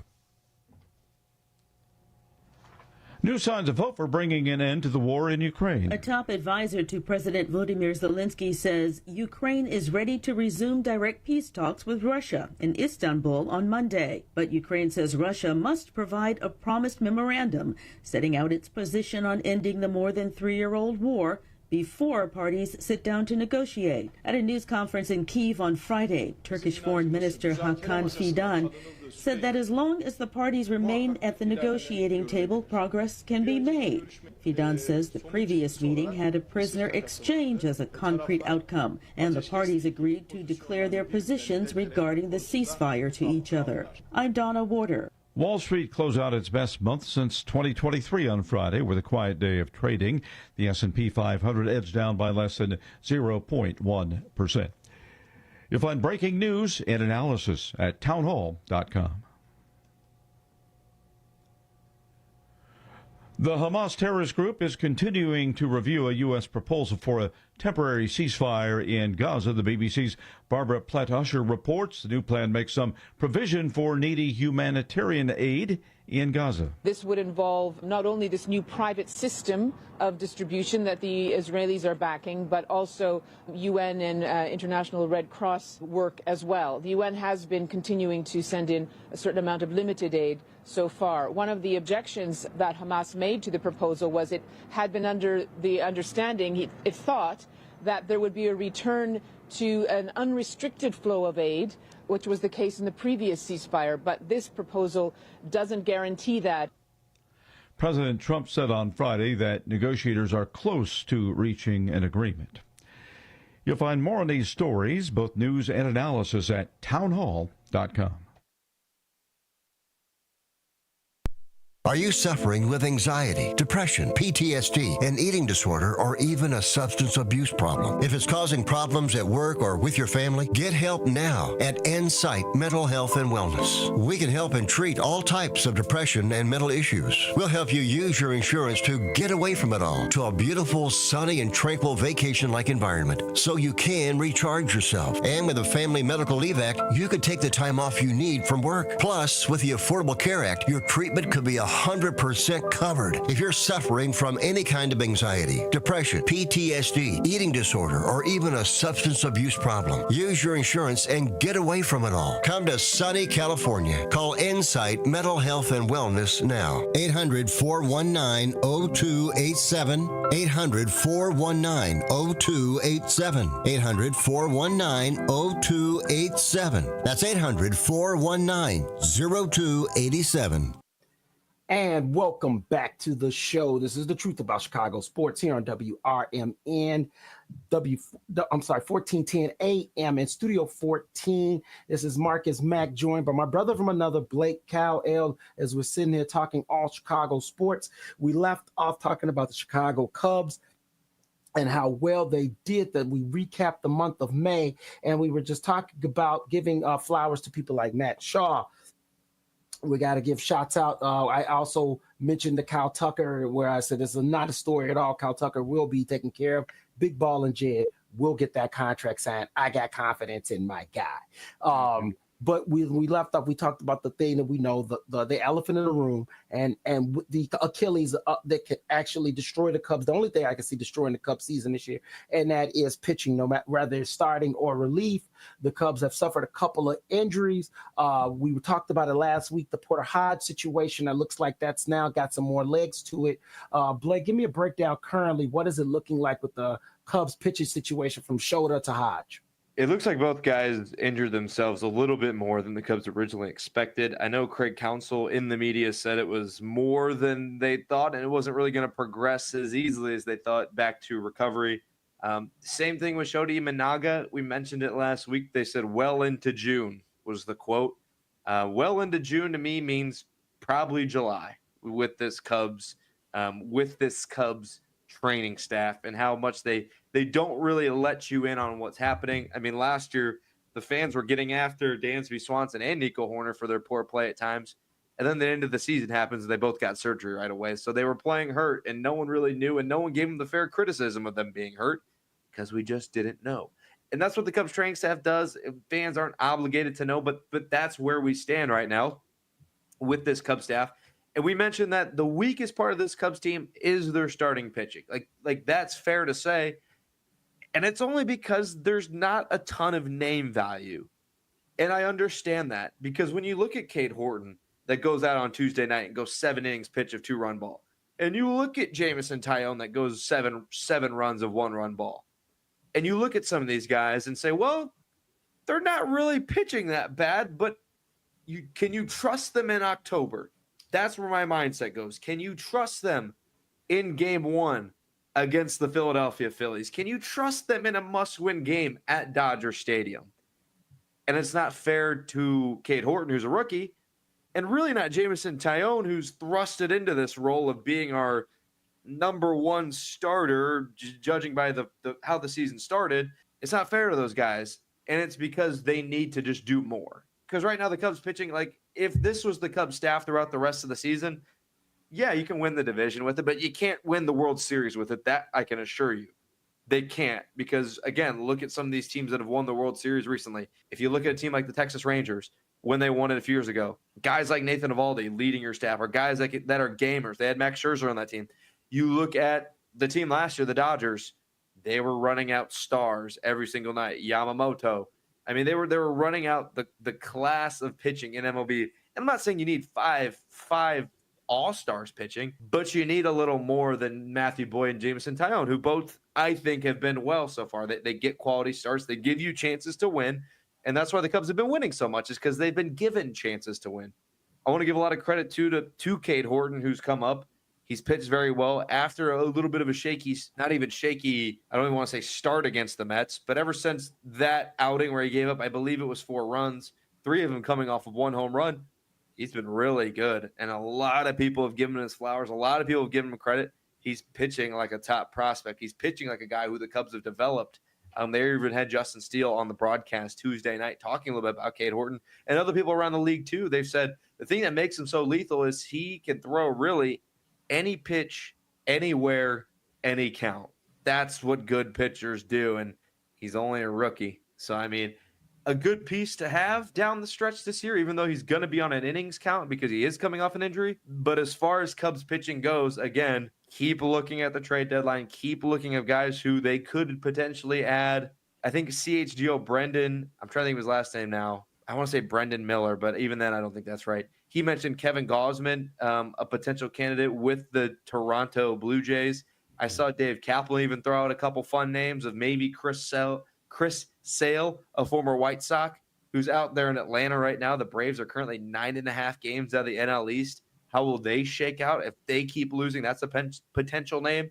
I like that option a lot because this is the last guaranteed year of his contract with a club option next year. So the Cubs are only obligated to pay him whatever for the end of this year. I think that's a fun option, as well as Jacob deGrom out in Texas with the Rangers. He's got a few years left on his deal, has faced some injuries, but the Texas Rangers are 2 games under 500. How will they look in a month and a half? You really have a month and a half before you can really hammer down who's going to be on the market, because it's still June. You got 4 months to play, and if you string together a good month and a half, you can turn yourselves in from a bottom feeder to a World Series contender and vice versa. So keep an eye out for the next month and a half, which teams stay hot and which teams fall off. That's when you can kind of get a better idea of what Cubs pitching options will even be out there come the trade deadline. Can the bullpen withstand the injury to Porter Hodge? And if so, what's the possibilities of addressing that? They seem to have addressed the Ryan Presley closer thing for now. Give me some insight into, from Porter Hodge to closer, how can the Cubs make sure that they're solidified in the bullpen? Well, right now to start, Danny Palencia has been getting those opportunities, and he's been getting those opportunities for good reason, because the guy can throw a 103-mile-per-hour fastball, and he's starting to learn how to locate it while breaking off his off-speed pitch pretty well too. That's something that the Cubs bullpen hasn't had a ton of in recent years, were those absolute flamethrowers. We know Jed has this affinity toward softer throwing starters, and even in bullpen too, because he has built up that middle of his defense so well with Horner, Swanson, and now Pete Crow-Armstrong, 3 really gold glovers there in the middle of the defense. He doesn't mind giving up velocity because he knows his defense is going to be there. Danny Palencia is a good switch up to that. Some other pitchers too, you look at guys that they've leaned on like Brad Keller, like Drew Pomeranz, who was sitting on his couch to start this year, and now he's pitching in 12 games. He hasn't given up a single run for the Cubs. Knock on wood. Guy like Chris Flexen, another former Chicago White Sox that just couldn't really find his real footing with any major league team. Cubs say, hey, we'll pick you up. We'll give you a shot. We're going to need someone to eat some innings at some point. He's found his stroke with the Cubs. As far as what they need, again, you still need guys to eat innings in this season. You got 1,500 innings of baseball in a 162-game season. Someone's got to pitch them. And the Cubs starters don't go super deep in the ball game, so they have to rely on their bullpen probably more than the average team. And again, with the trade market, who can you kind of look at? Do you want to go real pricey? And a guy like Mason Miller at the Oakland Athletics, who is only 24, 25, can throw 100 miles an hour, has been giving up a lot of hard contact this year. I will say that, but he also throws 100 miles an hour. And with this Cubs pitching lab of Tyler Zombro and Tommy Hotovy, can they find a way where he starts missing some of those barrels? I don't know. But again, that's the priciest option right now on the market, or potentially on the market. Felix Bautista is another name on the Baltimore Orioles that's been getting a lot of attention. He was coming off an injury last year, now back in the saddle this year. He's had a lot of past success. I mean, the Orioles are kind of right there with the White Sox at the bottom of the AL. Really underperformed this year. They just got their manager fired a couple weeks ago. So he's a potential option. It just depends on how pricey the Cubs want to get. And I will say this for the listeners, and I will say this for the Cubs faithful.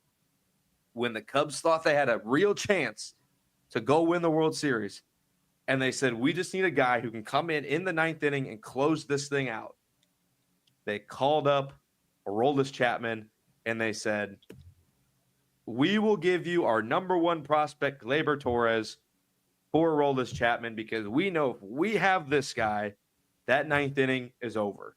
You shorten the baseball game from a 9-inning game to an 8-inning game. If you can win in the first 8 innings, that game is over. So if Jed Hoyer and all of his cronies are sitting around at the trade deadline and say, hey, we find a guy that can lock it down, move Porter Hodge back to the 8th inning, and now you have Brad Keller or Drew Pomeranz in the 7th. I mean, if you go Brad Keller, Danny Palencia, Porter Hodge, and then Mason Miller, 6, 7, 8, 9, whatever starter you need doesn't really matter. Because if you can get 4 innings, you're looking at dare I say, elite bullpen options to go win you games in October, which in October baseball is a different game. The game shortens up. You have to win in those first 5 innings, and then you're facing matchups, you're facing analytics, and you're facing a lot of flame-throwing elite bullpen arms. And to win in October, you need elite bullpen arms. The Dodgers have a lot of them, and the Cubs don't. That's kind of where that gap is. No, that's a great analysis and phenomenal breakdown. And, I had a thought that crossed my head when we were talking about teams' affordable options. Well, a team that they've done business with and we know have no direction, but surprisingly has had good pitching, is the team right on the south side. Mm-hmm. If I'm the Cubs, I'm not opposed to reaching out if you maybe need a starting pitcher that you're not trying to pay a boatload for, because let's be honest, the Sox starting pitchers are not some proven commodities, but they've pitched really well. I mean, I think the Sox got about like 3 really decent starting pitchers now that we're 2 months into the season. And I don't think the Cubs would have to pay a lot to get one of those guys. What do you think about that idea? Yeah, there's, like I said, there's going to be a lot of cheap options around baseball, because you look at a team like the White Sox, again, like we've mentioned in the past, what kind of guys can you flip for a mid-tier prospect with a lot of high upside? Those are the guys the White Sox are going to be shopping this year.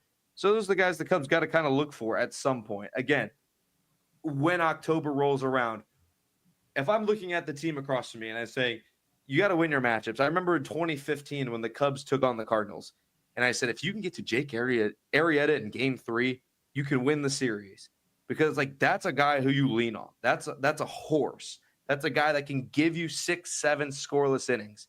I don't really know if the White Sox have that guy for the Cubs, and that's kind of the guy that the Cubs need. Now, again, I've talked about it before.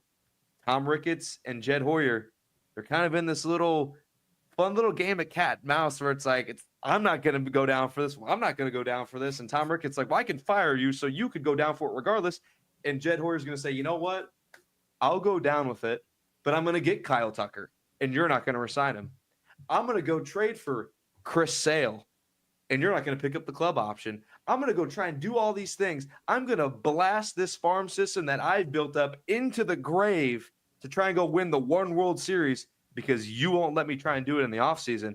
And guess what? When you do fire me, everyone's going to know it's your fault. My hands will be clean. I'll go find a job somewhere else because I like Jed Hoyer. I know other people don't. I'm a big Jed Hoyer fan. I've been a Jed Hoyer fan. I'll be a fan until they fire him and he goes to a new team. I'll root for him there. He's done a great job with this roster, and we're seeing it now on TV every night. Everything he's been trying to build the last couple seasons has finally come to fruition because instead of being able to pay for the 10-WAR, big bopper, 30-home run guy that Tom Ricketts wouldn't sign off on, he said, you know what, it's my last year. I'm going to go trade for him. And if you don't want to sign him, you just dug your own grave, Tom Ricketts. That's your fault. I will sleep at night. And I love it. I love it. I love it. And you know, and you're right. There are people out there that are not fans of Jed Hoyer. You know, I love big ball and Jed. I'm sorry. I absolutely. And why do you call him big ball and Jed? Because he's not afraid. Hey, I'd rather take a guy that's tell me at one point has Jed not tried. He tried to sign Ohtani. He made a play for Soto. It wasn't enough. The Mets threw way more, but he did. It wasn't like he sat on his thumbs and said, I can't do anything. He did. He tried. I'm going to take a guy that tries over somebody who just sits back and hopes. He said, you know what? Yeah, Tom, you're going to handicap me. Guess what? I'm going to still do all I can to try to make this one. Like I said, I'm going to trade for Calton. I ain't got no guarantees I'm going to reset. I don't care because you're not going to set me up and say I didn't try and try to give this a winner at every time. So how do you dislike a guy like that? And I guess that's my thing. I can't dislike someone that's tried to make a win. Has he made some wrong Ryan Poles has made some wrong choices, right? But he's still got a job. And I'm still a fan. You know what I mean? Everybody's no one's going to have slam dunks all the time. It just doesn't happen that way. But the guys that I feel like in the front office that produce winning the most are the guys that are out there trying. And Jed's one of those guys. And Jed will be extended after this season, especially if there's a deep postseason run. Now, if there's for some reason a collapse, I guess then we'll talk about this in another direction. But at the current trajectory, how do you not bring Jed back? Or, you know, he's provided exactly what you've asked for, a winner. And he's done it within the budget he's been given, which is the biggest thing too. And people, I say people because I'm trying to, because even I fall victim to it too, because sometimes I forget because I'm like, why isn't this team better? Why don't you spend for more? Why don't you spend for more? And I always make the analogy. If your boss comes to you and says, hey, you got to throw this party for the whole office, here's $5.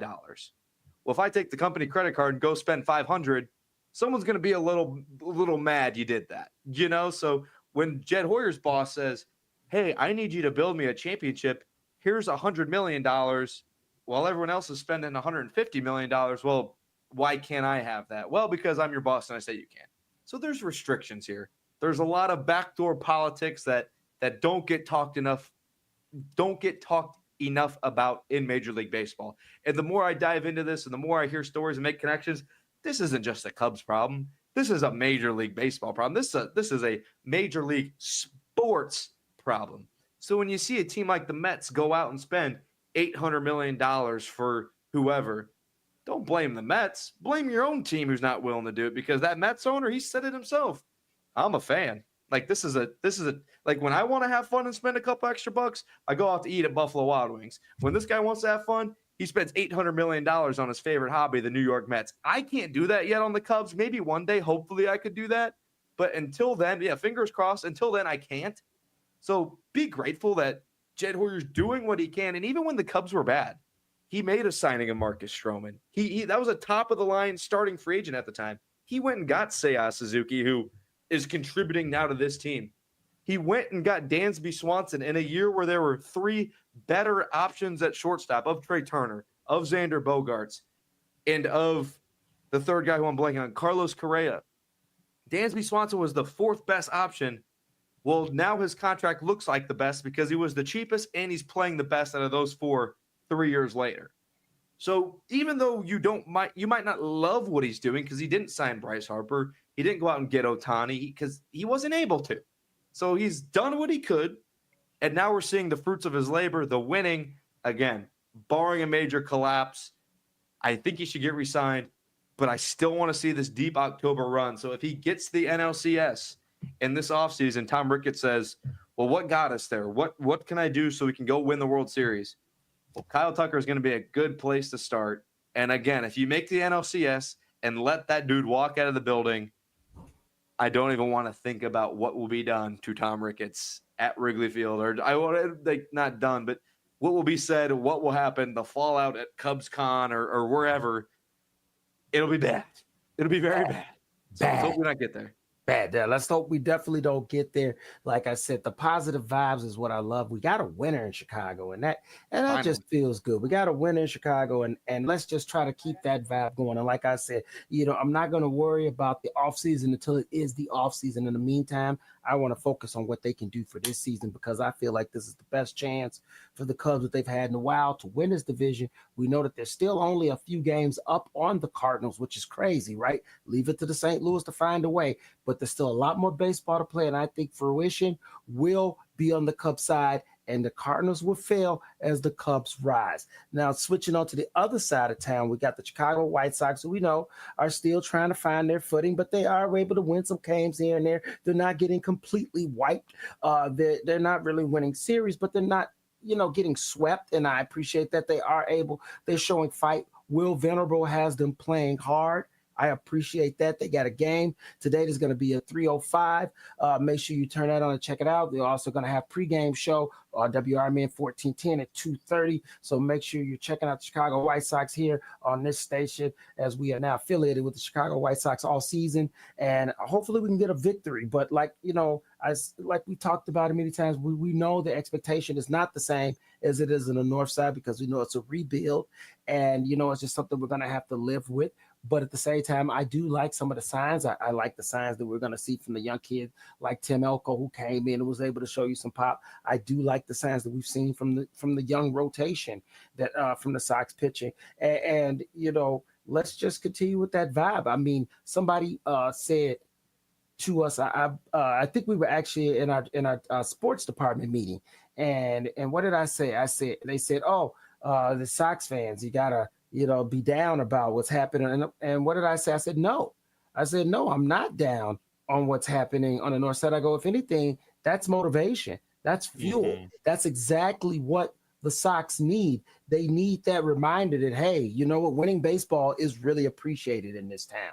And if the Cubs can provide that spark, then so be it. I'm okay with that. And like I said, I'm always going to be a Chicago fan before I'm anything. So I'm never rooting against Chicago. The only time I'm rooting against the Cubs is when they play the Sox, and that's it. And so I want this to be motivation. I want this to be, hey, you know what? Look what they did. They won a World Series. They had a couple down years. They had to reshuffle the roster around, but look at them now. It's only 9 years later, and we're talking about a chance for them to compete again. That's what a rebuild looks like. That's what a rebuild looks like, and the Sox need to see that, and its fruition, maybe right here at home, is where we make that happen. The thing about this White Sox team that I don't find it funny, because I'm in the same boat as you. I don't root against the White Sox. I'm just like, if they're doing good, that's good for the city. I didn't grow up in Chicago. I currently don't live in Chicago, so I don't know a lot of White Sox fans to go back and forth with anyway. The St. Louis Cardinals and Green Bay Packers will always and forever be my two most hated teams of all time. That will not change, no matter how good the White Sox get. But the one thing that I just find interesting of why I don't think this team is playing as well as they should is because the one guy who they kind of expected to be a star, and I use that term kind of lightly now, is Luis Robert Jr. has been Talent. He's been terrible. Talent. I mean, he's batting 190, 34 hits, 20 RBIs, only 5 home runs, in an OPS that starts with a 5. He looks like a rookie. He doesn't look good. And it's tough to blame a lot of the young White Sox on this team, because their profiles aren't based in power. Because when you look at some of these other young pieces that White Sox fans can get excited about, like one of these guys I want to mention, Chase Mydroff, leadoff guy. I'm pretty certain that was a piece in the Garrett Crochet trade. I don't know exactly. Not exact, but I think so. I want to make sure I'm not misquoting that, because I read that earlier, and I'm making sure I don't misquote that. But anyway, Chase Mydroff on this team, batting 34 hits, 5 RBIs and a home run. But where I'm trying to be decently criticizing of this team, but still giving them credit, is Chase Mydroff's OPS is 715. And for people listening who might not know what OPS is your on base plus your slugging. A pretty good player is around 850 OPS. An elite player is over 1,000. Anything below is kind of like, okay, is this guy a defensive weapon, or where does he earn his playing time? And now that I'm looking at it, so Chase Mydroff was the 11th prospect with the Red Sox when they traded for Garrett Crochet. So he wasn't this deal. This was a Chris Getz trade. He's new to the team, but he's playing very well. He got called up this year. He's getting good playing time, good experience. But again, why is his OPS so low? Well, his profile isn't in slugging. And for this White Sox offense to be competitive and to put up a ton of runs, in baseball, you need a little slugging, but that's where I'm blaming Luis Robert, a guy who's supposed to, like I said with the Cubs, anchor a lineup. This guy comes up in the 9th inning, and the other pitcher's going, ooh, I hope I don't hang a fastball or hang a slider here, because then the game's over. And when Kyle Tucker comes up, or Pete Crow Armstrong, I like to think other pitchers are thinking that, like, hey, I cannot make a mistake here. This White Sox lineup, you can get away with mistakes. You can get away with hanging a fastball or hanging a pitch, because you can get away with it. And that's just where it's at right now with some of these young White Sox players. Yes, we got so much more to break down when we come back from break here on The Truth About Chicago Sports, WRMN 1410. Here were your hosts, Marcus Mack and Blake Cowell. We'll be back in a little bit. At Britain's Touchless Car Wash, they know life gets busy. That's why they're here 24/7 to keep your car looking spotless, fast, and easy. Their advanced brush-free wash technology delivers a sparkling clean without a single scratch, because they treat your car like it's their own. Here's the best part. Right now, you can get a free car wash just for joining their text club. It's simple. Just text BRITT to 30400, and your first wash is on them. Britain's Touchless Car Wash has 2 convenient locations, 1923 Larkin Avenue in Elgin and 555 Willow in West Dundee. They're proud to keep your car clean while giving back to our community. Text BRITT to 30400. That's BRITT to 30400. Now for your free car wash, and see why Britain's Touchless Car Wash is the fast, gentle, and reliable choice. Most people out here think that taking care of one another is important. And most people would step up for a neighbor going through a tough time. Most people around here help out friends and family when they need it. But the funny thing is, most of us won't look for help when we need it. If you're struggling with mental health, you should know that there are resources out there that can help. And it's okay to talk about it if you need to. One place to get started with information is loveyourmindtoday.org.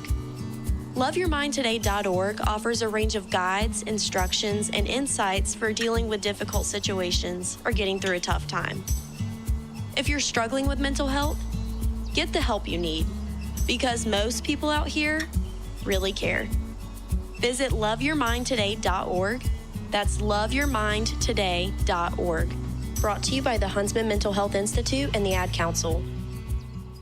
I am a non-attorney spokesperson representing a team of lawyers who help people that have been injured or wronged. If you've been involved in a serious car, truck, or motorcycle accident, or injured at work, you have rights, and you may be entitled to money for your suffering. Don't accept an offer you get from an insurance company until you talk to a lawyer. And we represent some of the best personal injury lawyers you can find. Tough lawyers that will fight to win your case. And they're so good they stake their reputation on it by only getting paid if you win. So if you've been in a serious car, truck, or motorcycle accident, or hurt on the job, find out today for free what kind of compensation you may be entitled to. Call the legal helpline right now. 800-257-3148. 800-257-3148. 800-257-3148. That's 800-257-3148. This is Larry Jones. and I'd like to talk to you about my bank, American Eagle Bank in South Elgin. Has your bank changed names in the last 10 years? Is your bank another faceless branch with headquarters in another city? Are you tired of earning next to nothing on your savings account or certificates of deposit, or does your personal banker treat you like a stranger? If you answered yes to any of those questions, then you're ready for a new banking experience, and American Eagle is the place for you. American Eagle is a locally owned independent bank that's rooted in the community, and American Eagle customers are greeted by name and treated with the respect that they deserve. American Eagle has an innovative program, Eagle Savings, that teaches your children to save while earning prizes and rewards. American Eagle offers great rates on certificates of deposit. My bank is located in South Elgin on Randall Road between the Target and Caputo's and is open Monday through Saturday. Give them a call at 847-742-7400, and a real person will answer the phone. American Eagle Bank, a place where you matter. And welcome back to the show. This is The Truth About Chicago Sports here on WRMN 1410 AM. I'm your host, Marcus Mack, and my co-host, Blake Cowell, who actually had to leave a little early. He's got a vacation that's getting started. So hopefully he's having to have some fun out there in Kansas City. We look forward to his return along with Sophia Blackburn next week, as we'll continue every Saturday, 10 to 12, The Truth About Chicago Sports here on WRMN 1410 AM. All right, guys, let's get into it. As we know, we talked about Bears, we talked Cubs, we talked Sox, and now we're going to talk a little ball. We're going to talk a little basketball. We've got on the docket first, in the WNBA, the Chicago Sky finally got their first win of the season on Thursday against the Dallas Wings. The Chicago Sky, who had opened the season 0-4 and were struggling out the gate, it was nice that they could finally get back in the win column with a gritty win over the Dallas Wings. They were able to get a big push from Carmela Cardoso, and also Courtney Vandersloot set a franchise mark in points as they were able to hold off and defeat the Dallas Wings. And Chicago Sky have now recorded their first win of the season. There's still a lot of work to be done. This team is still a work in progress. They have a new coach and new players on the roster, and they're still trying to find their footing. And so we hope that this win, us the fans, hope that this win can catapult the Chicago Sky into getting a streak going and a run going where they could find themselves more footing, better shooting, and better defense than what we saw in the first 4 games. And the turnaround that we saw against the Dallas Wings, even though the Dallas Wings are a lowly team at this point themselves, it's still good to see that the team could go out and execute on both ends of the court and was able to get the win. In the NBA news, in the NBA playoffs, we saw the Minnesota Timberwolves go down to the Oklahoma City Thunder as they finished that series 4-1. Minnesota never really stood a fight in this series, and there was a lot of questions going into this series. Who was the face of the NBA? And I think that question was answered as Shai Gilgeous-Alexander helped put his foot all over this series and helped defeat the Timberwolves 124-94 on last Wednesday, and now they're going on to the NBA Championship Finals, where they will be waiting on the Indiana Pacers New York Knicks series to finish up. That game is actually today at 7 o'clock on TNT. Make sure you tune in. The Indiana Pacers lead the series 3-2 over the Knicks. The Knicks were able to get the series back to some respectable ground after falling 3-1 with a big win on Thursday night as they defeated the Indiana Pacers 111-94 at the Madison Square Garden Arena. The Indiana Pacers will be at home today and will look to try to close out this series. If they cannot close out the series, it will then be a big Game 7 on Monday night at the Garden, as the Knicks will try to come and catapult themselves back into the NBA Finals, something that hasn't been done in almost the last 20-plus years. The New York fan base is desperately crying, and so are the Indiana fan bases. They have not been to the Finals in quite some time. So both franchises are looking to get back to the NBA Finals and to try to go for the win, as we know that won't be easy, as we saw an Oklahoma City Thunder team that's just really strong. really sound on both ends. They've got protection around the rim, they got protection around the perimeter, and they can score. When you've got guys like Caruso, Chad Holmgren, they can play defense, Harkenstein, that have great defense inside and outside. Shai Gilgeous-Alexander's defense is no slouch either. Don't sleep on that guy. And when you see all the playmakers that they have, from the Williams boys to Dorton, they have enough playmakers, I think, to just go on to finish this out, no matter who comes out of the West, whether it's the Knicks or the Pacers. No disrespect to either franchise. I just think that the Oklahoma City Thunder are just playing on another level. They just seem to be really locked in, and they're led by the MVP of the NBA this season, Shai Gilgeous-Alexander, and he's just playing at another level, I think, that you need to play at to become one, to face the franchise, two, to become a champion. And I think that we're starting to see that happen right before us. A young budding superstar that is taking over the NBA as the old guard is starting to go out, the new guard is starting to come in. There was questions going into that series with the Thunder and the Timberwolves. Who was the face? Was it Anthony Edwards? Was it Shai Gilgeous-Alexander? And I think that Anthony Edwards is on his way. He's a fantastic ball player. He's got great game, but he's not there yet. And he will get there, I truly believe, but he's just not there yet. And I feel like Shai Gilgeous-Alexander has arrived. If listeners remember, I talked 2 weeks ago when we had a crosstalk with our boys from On the Rise, who come on 8 to 10 before us every Saturday. I said to them that the winners of the Oklahoma City Thunder and the Denver Nuggets series would probably go on to win the West and probably win the championship. And I'm still standing by that statement. We've just seen a team that's been able to put their complete dominance on any team that they've faced so far in this playoff.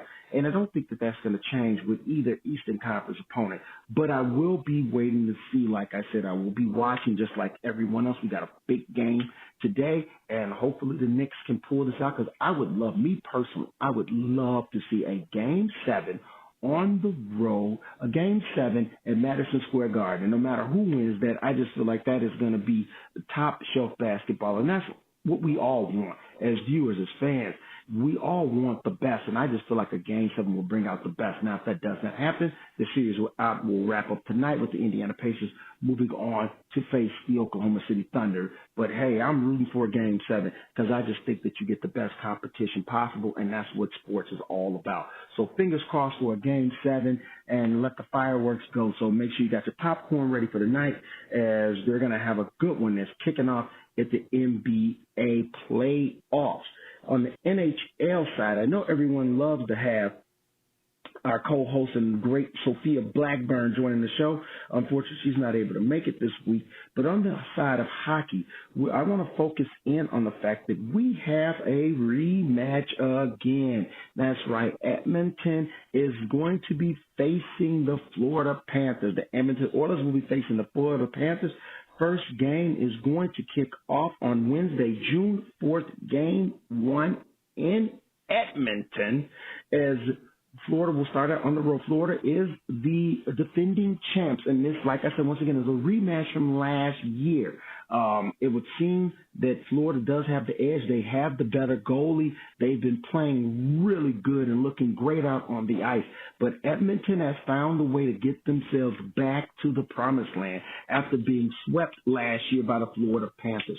I don't know how to really call this, and we're going to break this down some more, this matchup down some more, obviously, when we've got the great Sophia Blackburn to join us in this series to start it. But my concern, my real concern, is that even though I'm pulling for Canada and hoping that Canada can get this win, is that once a team has got that taste of blood like Florida did last year, it's going to be hard to stop them again this year.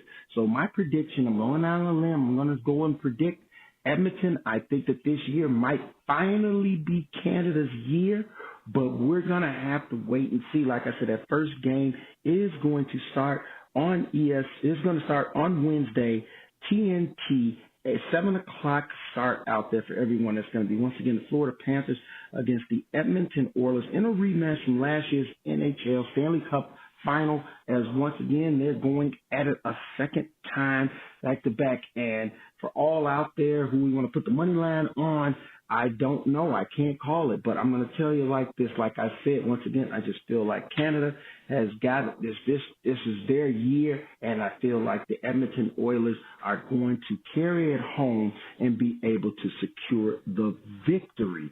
Once again, if all of our listeners out there, this is the Truth About Chicago Sports here on WRMN 1410 AM. This is your host, Marcus Mack, as we are finishing up another Fox Valley Sports Saturday. We had first kick it off was On the Rise 8 to 10, and then followed by the Truth About Chicago Sports here with me, your host, Marcus Mack, and also my brother Blake Cowell every Saturday, 10 to 12 p.m. Make sure to tune in. If you missed the show, please go to our YouTube page on WRMN, and you can always check out any episodes that you missed of On the Rise and the Truth About Chicago Sports here every Saturday, as we love to bring you nothing but the best around town about Chicago sports. And continuing with that mantra, we're going to be finishing out this segment talking about something that's been near and dear to my heart, and this month is Mental Health Month of May, Mental Health Awareness for the month of May. And I just want to send a big shout out to everyone that's covered this, talked about this, and participated in the education of mental health out there in the world. As many know or don't know, my older brother himself suffered from mental illness until he was unfortunately departed from us in 2023. This is a major issue, and it's something that is a real concern for everyone out there. So please, if you know anyone, if you yourself need mental health, please don't be afraid to reach out. Don't be afraid to reach out and talk. Don't be afraid to reach out and help someone if you know they're struggling. This is something that we deal with every day in our society, and I hope that everyone knows that this is something the WRMN Sports Department takes very seriously also. And so we just want to wish all out there well wishes, and we hope that everyone can get the help if you need and the love and support that is out there for all that are in a situation of need. Finishing up this week, I just wanted to recap too. Me and Blake talked about the Chicago Bears. We also talked about Cubs. We talked about Sox, and like I said, we covered WNBA, NBA playoffs, as well as NHL playoffs. We also love to hear what our listeners think. Don't be afraid to go out and message us anytime through the chat line so we can cover something maybe that we missed. I know that my friend Brendan, he always loves to talk about racing, and I believe that racing is going to be covered a lot more now that the season has started up. So Brendan, you best believe you will be hearing more about racing here on WRMN 1410 AM in Elgin, Illinois, Studio 14. Sorry there, I got distracted while trying to do the show, and now I'm looking like, hey, what's going on with that guy? I'm perfectly fine. Just got distracted, but I'm back in the mix. Once again, I want to send big shout outs to our executive producer, Maddie Ice McNeil. I also want to send shouts out to Dean, the boss man, Dino. Also, our program director, Dennis Sonar Green. Also to all the staff with the Truth About Chicago Sports and the staff at On the Rise. This sports department is nothing without a team, and I believe that we have one of the best teams around. We're going to be talking more breakdown next week. We got OTAs that we're going to be covering in depth. The Bears finished up their OTAs this week, so we'll be getting some in-depth sound and coverage from that as well. Also, please make sure to check out Big Top Monday through Friday, 6 to 8, hosted by Derek Guy. Big Top Sports every week, Monday through Friday, 6 to 8 p.m. That is a great show, and he's got great content every day. So please make sure you take the time to go and check out Big Top Sports. Big Top Sports, once again, Monday through Friday, 6 to 8 p.m. every week on WRMN 1410 AM. And I just want to tell you guys that it's just been an exciting month of May for sports. And once again, go Cubs, go. So good to see that we got one team in Chicago that's getting on that winning track and getting respectability back to this town. Here's hoping that the Chicago Bears, Chicago Bulls, the Chicago White Sox, the Chicago Blackhawks all can come and start to provide some more wins in this town. Because let me tell you, it's been some dark, dark years, and we're sick of the losing. We're sick of the losing. All the fans out there, all the sport pundits like myself out there, we want to see winners, and we're ready for it here. So please continue what you're doing. Shout out to the Cubs in the great month of May that they were able to pull off, and hopefully they can continue to have more success as the season goes. Shout out to the White Sox as we continue to cover them as they are affiliated here with our station here, and we're hoping that they continue to get nothing but victories for this town and continue to play hard-hitting baseball. The one thing that, like we've said, and our mantra has been echoed throughout, is that this team is different from last year. They hustle. They play hard. They go out there and they give it their all. And that's something that anybody can get behind and support as a fan. So once again, make sure to check out your White Sox today. Check out their game. We got Cubs playing today. We got NBA basketball today. Make sure that you got your popcorn ready and you're sitting back and you're taking it all in, because it's going to be a great day of sports. Once again, this is Marcus Mack here on WRMN 1410 AM. This is the truth about Chicago sports, as we are breaking down all sports and recapping for the week here on WRMN 1410. I have a few minutes left, and I just want to tell all of our listeners out there that we appreciate all the support that's been going on, and we appreciate all the attention that we've gotten. We just can't say nothing but thank you a lot. Make sure to tune in to us next week, as we're still going to have so much more to cover, and we love the support. Once again, next week we're going to be talking Chicago Bears. Like I said earlier, we'll be talking about OTAs. We'll also be talking about the Cubs and hopefully the hot streak that they're still on heading into the month of June. So that's going to be real good topics and conversations. Definitely going to be looking to break down, like I said, once again, make sure to send all questions through the chat line. We're looking to answer all questions from our fans. Don't be afraid to call in. Also, call in next week, 847-931-1410. We love hearing from our listeners as we're going to be getting into this. I definitely want to hear your thoughts on what you guys think about anything that you've heard about when it comes to the Bears OTAs. I'm definitely interested to see what the thoughts are going to be after this is all wrapped up. We know that the two big areas that are still of concern is left tackle as well as edge out there, but I've also heard some things and some rumbling at the running back position, which is a position of depth, and we're hoping that even though Cal Monangai is a 7th-round pick, that he's going to be able to come in and fill the bill to be another guy that can at least add depth at a position where depth is needed. Also going to be interesting to see how Caleb Williams was assessed after another week of OTAs, as we'll get insight, and we'll give insight into that next week as well. But yes, my area that I'm paying attention to the most is left tackle and edge. That's my opposite Montez Sweat. That's where I'm hoping to see some real production and a fight at both sides of the ball. It's going to be a position fight at left tackle. It's definitely a position fight. So who's going to be that defensive end opposite Montez Sweat? And hopefully we can get a little bit of insight from these OTAs this week. But as we know, it's all just still guys out there going on, in shorts and a helmet, really no pads, there's no kitty. So it's still going to be tough to judge. But just to start to get a little idea of what's in store for this roster as they work closer and closer towards training camp. And let me tell you something. I'm excited. I know everyone is excited. The moves that have been made this offseason, you can safely say, yes, the Bears won the offseason, but we know an offseason doesn't win games in the season. So we're still waiting to see how this all plays out once it goes on paper. But right now, currently, the Bears have made things very interesting. And like I talked about earlier with Blake Howell, if you did not see that YouTube video, please go watch that YouTube video. The Chicago Bears 1920 Drive is a very great YouTube video to go and check out and get some real good insight into the Bears thinking, why they chose the players they chose, and the direction that they're headed with their organization, which is much better than where we were when we were sitting here last year. If you really think about where we were at last year compared to this year, it's like night and day. There were so many questions going into the season, Eberflus as a coach, Caleb Williams as a player, that you just didn't know where to start. And it just seems like this year there's so much more focus. and that to me produces wins.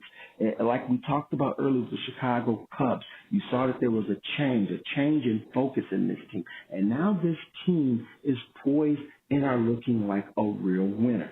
We can only hope the same thing can be said from the Chicago Bears, so make sure you keep your eyes out. Like I said, we will be talking and breaking down OTAs next week, giving more insight and depth into how this roster continues to shape out and this new coaching staff continues to put their influence on this team. And so definitely make sure to tune in next week as the Truth About Chicago Sports will be here every Saturday, 10 to 12 p.m. Make sure that you check us out. As your host, I'm your host, Marcus Mack, along with my co-host, Blake Cowell, who will be back next week, along with the great Sophia Blackburn, as we'll be sitting back talking all Chicago sports, as well as NBA playoff basketball and NHL hockey and NHL playoff hockey. So please tune in and check us out. Once again, check out On the Rise 8 to 10. They come on before us on every Fox Valley Sports Field Saturday.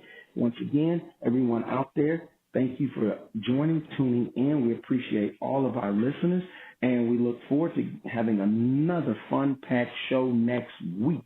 I'm looking forward to definitely playoffs tonight. NHL hockey, once again, is going to be on Thursday. We've got baseball this weekend, a lot of fun baseball. So hopefully we'll be seeing some wins from that, from our Chicago teams. Also tune in. We got Chicago Sky will be playing as well as they kick off against, once again, the Dallas Wings, as they'll be facing the Dallas Wings again, as they just faced them on Thursday night, as they'll be looking to get a second win against the Dallas Wings today. Chicago Sky at 7 o'clock. Make sure you check that team out as well as they look to get their second victory of the season. Once again, this has been another great week for all of us, for all of you joining us here at Fox Valley Sports, WRMN 1410 AM. This is the Truth About Chicago Sports here at Studio 14. This is your host, Marcus Mack. Once again, my brother from another, Blake Cowell, had to cut out a little bit as he starts his vacation in Kansas City. So I'm steering the ship to close out the show. Hopefully everyone has had a great listen. And once again, if there's anything out there that we missed, please let us know. We love hearing from the fans. We love engaging. We know you guys got topics out there that you want to talk about. Make sure you put them into the chat line. Make sure that you call in so that we can sit and talk all Chicago sports with our listeners out there. Once again, thank you all for joining. It's been another great week. Make sure you check out your Bears. Make sure you check out your White Sox. Make sure you check out your Cubs. Make sure you check out your Sky, as all Chicago teams are trying to get victories for this town and for us, the fans. And we look forward to it. So get your popcorn ready, because it's going to be another great weekend. Everyone have a safe weekend out there, and please take your time and enjoy yourself safely. Once again, thank you to all of our listeners out there, as we are the Truth About Chicago Sports here on WRMN 1410 AM in Studio 14, Elgin, Illinois. And we will be back again next week to bring you all of the exciting news around the town and Chicagoland area. Thank you once again to the dean, the boss man, like I said earlier, and to all of our staff and everything that you guys do. We can't do this show alone. A team is only as good as the people in it, and we have one of the best teams around town. So thank you all for everything you do. Thank you to all of our listeners for tuning in every week. We appreciate your love and support. Make sure to check out all the other shows as well. Check out a Big Top Sports Show every Monday through Friday, 6 to 8 p.m., hosted by Derek Geyer. Make sure to check out On the Rise when they come on before us, 8 to 10 a.m. every Saturday. And then you switch over to the Truth About Chicago Sports to finish out your sports week every Saturday, 10 to 12 p.m. here on WRMN 1410 a.m. in Elgin, Illinois, Studio 14. Everyone, have a great day out there, and we'll see you all again next week, same time, same channel.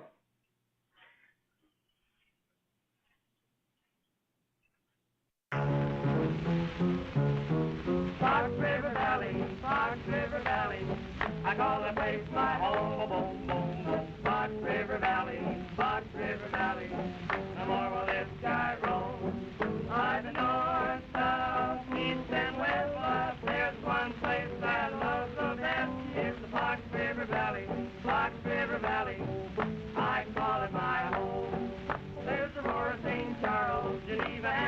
Elgin, up and down that river. Algonquin and Dundee, McKendree, South Elgin. I ride there in my flivver. I'm the north, south, east, and west, but there's one place that I love the best. It's Fox River Valley, Fox River Valley. I call it my home.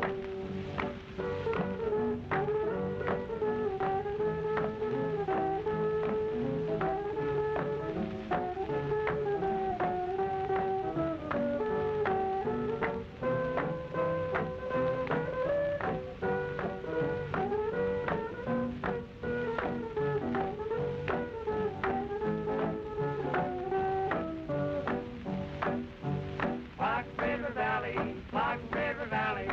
I call the place my home. Fox River Valley, Fox River Valley. The moral is Systems run everything. Government, economy, media, justice. They shape your choices, your opportunities, your future. But do they work for you or against you? On Apolitical Talk Show, we break them down, not to destroy, but to understand. Because if you don't see how the system works, you won't see when it's being manipulated or who's benefiting from it. Power belongs to those who know the rules, challenge the loopholes, and demand accountability. That starts with knowledge. That starts here. Join us weekdays from 4 to 6 p.m. as we uncover what's really happening behind the headlines so you can decide for yourself what's fair, what's broken, and what needs to change. Apolitical Talk Show, breaking down the systems to build them up together. Right here, weekdays 4 to 6 on WRMN, the talk of the town. Your hometown radio station since 1949. We are WRMN AM 1410, Elgin time, 12 o'clock. Bob Agnew in Washington. After 4 months on the job, billionaire Elon Musk has finished his role in the Trump administration. Musk's effort to improve government efficiency was marked by controversy and fell far short of his goal to reduce spending. He dramatically cut his target from $2 trillion to $1 trillion to $150 billion. Early on, he held a chainsaw in the air to illustrate the laying off of thousands of government employees and the gutting of agencies like USAID. Before leaving the White House this past week, he told CBS he was disappointed in President Trump's tax and spend bill, which he said will increase the size of the federal deficit. Greg Clugston, Washington. The Senate will soon be evaluating that massive bill, and the president's agenda is embedded in it, including a lot of tax cut extensions. The Senate's going to try to put on its own imprint, as Bernie Bennett explains. Senate Republicans will put their imprint on the bill, and some point to changes in Medicaid as a possible red line for those who are undecided. As recently as Memorial Day weekend, at least one, Senator Susan Collins of Maine, said she's still going over the House bill. Senate Republicans can only afford to lose 3 of their members if everyone votes. And that is correspondent Bernie Bennett reporting. The Supreme Court has sided with the Trump administration to end a Biden-initiated immigration parole program. The justices lifted a lower court order that had retained those protections for immigrants from Cuba, Haiti, Nicaragua, and Venezuela. The Supreme Court's order is not a final ruling, but it does mean the protections will not be in place as the case proceeds. It now returns to the First U.S. Circuit Court of Appeals in Boston. Separately, the High Court is also allowing the administration to revoke temporary legal status from about 350,000 Venezuelan migrants in another case. George Williams, Washington. You'll find more of these stories at townhall.com. Wesley Financial Group is not a law firm. Hi, I'm Chuck McDowell, the timeshare cancellation guy and founder of Wesley Financial Group, and I want to set the record straight. I am not an attorney. I've never wanted to be an attorney, and the truth is I really don't even like attorneys. If I sound like an attorney, I'll apologize. But what I've learned in my 15 years in the timeshare cancellation business is you don't need to be an attorney to get folks out of their timeshare. At Wesley, we've helped over 40,000 families cancel their timeshare, and I want to share with you how we do it. Just give my office a call. I guarantee if we take you as a client, we'll get you out of your timeshare, or you'll pay nothing. Attorneys, this was meant to be funny, so please don't sue me, especially my friend Kenneth from Black River Falls, Wisconsin. Call now for your free timeshare exit info kit. 800-613-5454. 800-613-5454. 800-613-5454.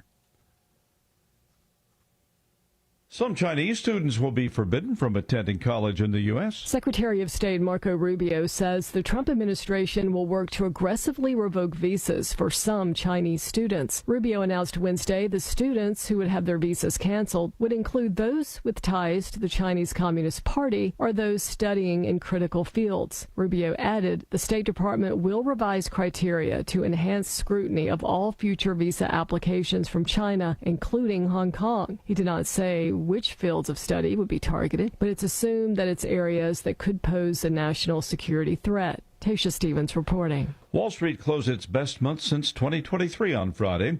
It was a quiet day of trading. It did see the S&P 500 edge down, but by less than 0.1% of its value. As it finished a winning week, the Dow added about 0.1%. Breaking news and analysis at townhall.com. A Jewish museum reopens after a deadly shooting. Today's reopening is not simply a return to normal. It is an act of resilience. Chris Wolf, chairman of the Capitol Jewish Museum in Washington, D.C., speaks after last week's shooting that left 2 dead. Yaron Lashinsky, an Israeli citizen, and Sarah Milgram, an American woman, were a young couple about to be engaged. They were leaving an event at the Jewish Museum when the suspect approached a group of 4 people and opened fire. Lashinsky and Milgram were killed. D.C. Mayor Muriel Bowser says the museum's message goes beyond the Jewish community. It is not up to the Jewish community to say support us. It is up to all of us to denounce anti-Semitism in all forms. The explosive growth of data centers needed to power America's fast-rising demand for artificial intelligence and cloud computing has spurred states to dangle new incentives in hopes of landing an economic bonanza. More on these stories at Town Hall. Join your co-hosts Mike Tooman and Paul Burvitt on our weekly radio hour, Chief Guard of the Republic, where we talk about all things national security, defense, personal security, safety, and dealing with law enforcement situations. Call in 847-931-1410. Ask us questions. We will get you answers. Every week, Saturday, noon to 1 on 1410 AM WRMN Elgin. Streaming on WRMN1410.com. Chat with us on WRMN's YouTube live channel. Chicago defense attorney Mark Schieblo has co-authored the book titled DUI Jury Trial, which is a true story of a DUI case that he defended. The accused was an Illinois truck driver arrested for driving under the influence of alcohol. This book contains facts about the case from the date of the arrest up to the jury's verdict, and this nonfiction novel also includes the transcripts from the jury trial itself. The book DUI Jury Trial is now available on Amazon.com and BarnesandNoble.com.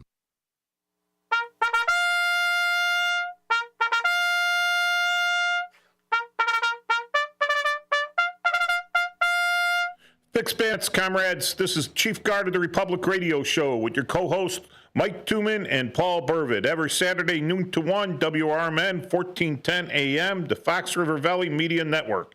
Streaming on WRMN1410.com.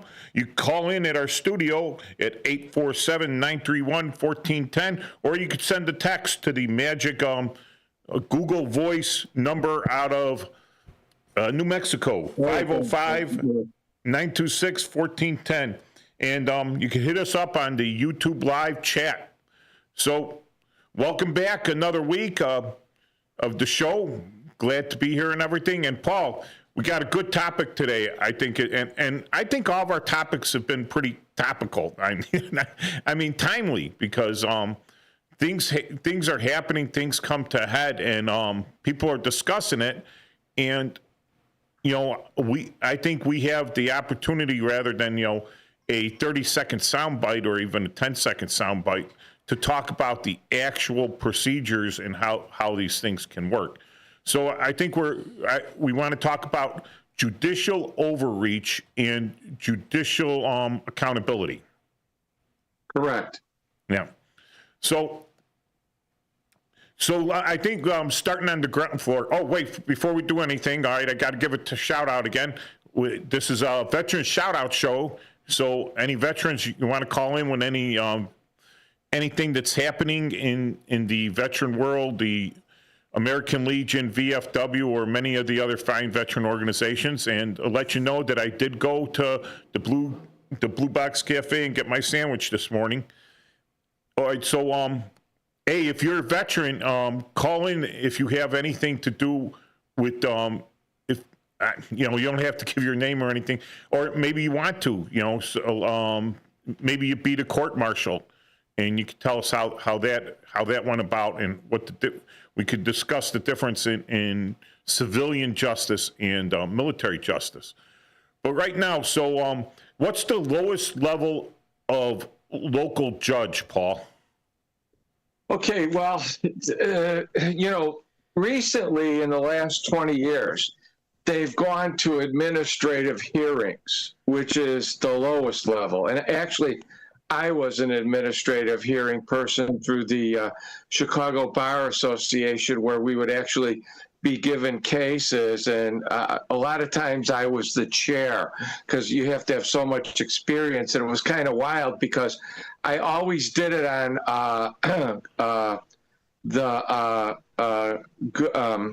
Christmas Eve. So I would have to take off from my regular job, you know, take a day off, and then I'd go up to the Bar Association here. So that's the starting level. And then there's some places that have, you know, like administrative hearings, okay? So that would be your places like the Department of Revenue, the parking tickets, but more serious too, though. It's, you know, the taxes sometimes are determined, you know, income tax violations initially sometimes are determined by administrative law judge. They call them an ALJ. They're not a real judge, but they're a judge for that venue. And then there's the Court of Claims, which is different. And in fact, Ed Burke's wife came out of the Court of Claims, and then she was appointed to the Illinois Supreme Court. So then for state judges, there's associate judges, and then there are full circuit judges, okay? Now, the difference is associate judges are appointed initially, okay? And then they stand for election, but not a public election. They get voted on by the full circuit judges, and they have to be retained every 4 years. So they're on a 4-year cycle. Then there's regular judges, which are called circuit court judges. And then they could be appointed at first to fill a position, but then they must stand for election at a general election every 6 years. Yeah, we call that a retention. You know, they're running for retention because they're already on the bench. They're just running to stay on the bench. Right. And to do that, they have to achieve a 60% yes vote out of the people voting for the judges, not out of the people voting in that election, out of the people voting for the judges. They have to have a 60% yes vote. So only the retain or don't retain, because a lot of people, they don't even vote on the judges. They just skip that altogether. They just there's 200 of them. Yeah. There's usually a list of 200, okay? And some people vote no, and some people only vote for the ones they know, okay?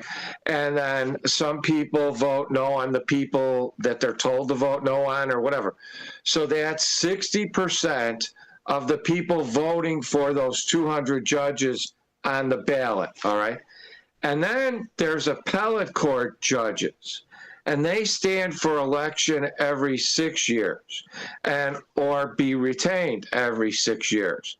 And then there in Illinois, there's Supreme Court justices, and they stand for election every 10 years or retention every 10 years. So that's on the state side. Then you have federal judges, and you have a level below a federal judge, which is a magistrate. And they have certain judicial powers, but for like civil cases or things like that, they could hear regular federal cases, but all parties have to agree on it. Well, okay. It's so like if you're on a military base and you're a civilian or even military, and you're written a traffic violation by an MP or a federal law enforcement agent on the military base, that hearing goes before a federal magistrate. So you don't go through a federal judge for that. It's a federal magistrate. Right. And some people will say, when you get a parking ticket or a traffic ticket, they say don't make a federal case out of it, but there is sometimes a federal case out of a traffic ticket. So those are magistrates, and usually they're assigned to a regular case too, but they're there to hear discovery and deposition issues. And then when that's done, it then goes to the trial court judge, who's a regular federal judge. Yeah, I heard that, now I was looking up and maybe I glanced over it, that they can hear misdemeanor cases, but only misdemeanor cases that don't involve someone going to jail, which I don't know if that would make sense, actually. That would make sense. Yeah. And then after that, if it involves any jail time whatsoever, you couldn't give it to a magistrate. Right. And then there's circuit court of appeals judges, and they're in panels of 3 usually. Okay. And we're in the 7th Circuit Court for the Northern District of Illinois. Okay. And then above that are the United States Supreme Court. Okay. Now, federal judges, they serve for life. Okay. The only way they could be removed is through an act of impeachment. Okay.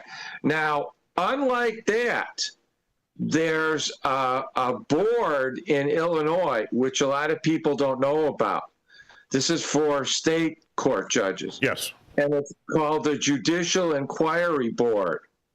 And that's a very important board, and it provides a very important function. Yeah, there was a big discussion on that because the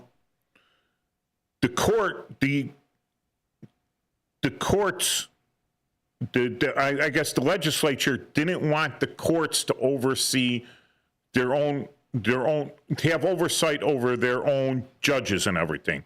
So it went to the legislature that has to have this board of inquiry, although it could be initiated by the judicial branch too. Well, they're kind of under an obligation. If they have some evidence of wrongdoing of a judge, they would have to themselves turn that over to the Judicial Inquiry Board, just as under the Himmel decision, a lawyer that knows something about another lawyer that's detrimental either to the legal profession or his own client or your client, you would have to turn that over and you would have to file a complaint in re Himmel. So that's kind of important. So they're, in some aspect, they are self-regulating or self-policing in that respect. Yeah, it's an ethics thing. So the it says like in good standing. So with the state courts, all right, and the county and the chief judge, right. So we've had a few things in Cook County, right, where the judges have been less than perfect, and the chief judge doesn't allow them to be on the bench anymore. So they go and they do administrative duties, although they continue to get paid as a judge. Sitting as a judge, they're still a judge, but they cannot hear any cases because it's up to it's at the discretion of the chief judge. So, right, that's called judge jail. Judge jail. And what they do are they hear those petitions like in forma pauperis, where you want to have the ability to file a case, but you're poor and you get your fees waived. they make determinations on that. And they're also the ones that sometimes marry you. They get sent to marriage court, okay? And their chambers are a little desk outside the chief judge's courtroom, okay? So, it's like a cubicle type situation. They're in jug. Yeah, exactly. So we got a caller. Okay. Hi, welcome to the show. Hey, thank you very much, guys. How you doing? Hey, Larry. Good. Hi. This is a very important show because we talk about veterans issues. I want to say, and Mike was remember this, I was kicked out of the Army on Army Discharge Review Board, okay, where I really didn't have any legal rights. And as my counsel said, when the general has you, as him or her has you in between her sights, you're dead. You might as well forget it. Yeah. There were 3 charges against me, all nonsense, and I had to go to Louisville for a thing. I never showed up. They said, look, why don't you just take a demotion, and you'll try to get back in the Army later on. But then I was getting married again. I said, forget it. We'll let it go. I was already in 35 years. But often, if they got you in the sights, there's no justice whatsoever. Well, talk about the military. One of the things that happens is like I'm pretty. I had kind of the same issue. Is that when I came back from one of my deployments, the senior officers lied on my officer evaluation report, and so they did a thing called they referred my OER, which means that they refer you to the Army Board of Separation, the Army Board of Retention, all right? To see that if you should be retained or not. To avoid that, I retired. I'm like, okay, I'm done. I retire. And then here's the loopholes that come in, right? So if you retire and they don't have the code on you for a bar to reenlistment, so you go into the retired reserve, and then you find an open slot in your MOS, and you come back out, you get that open slot, and they transfer you back into the active reserve. So I had retired out of the Guard and came to the reserves and everything. But what they did to me was just absolute criminal because they made my retention RC4, which means that I'm a felon. I was never convicted of any felony whatsoever, okay?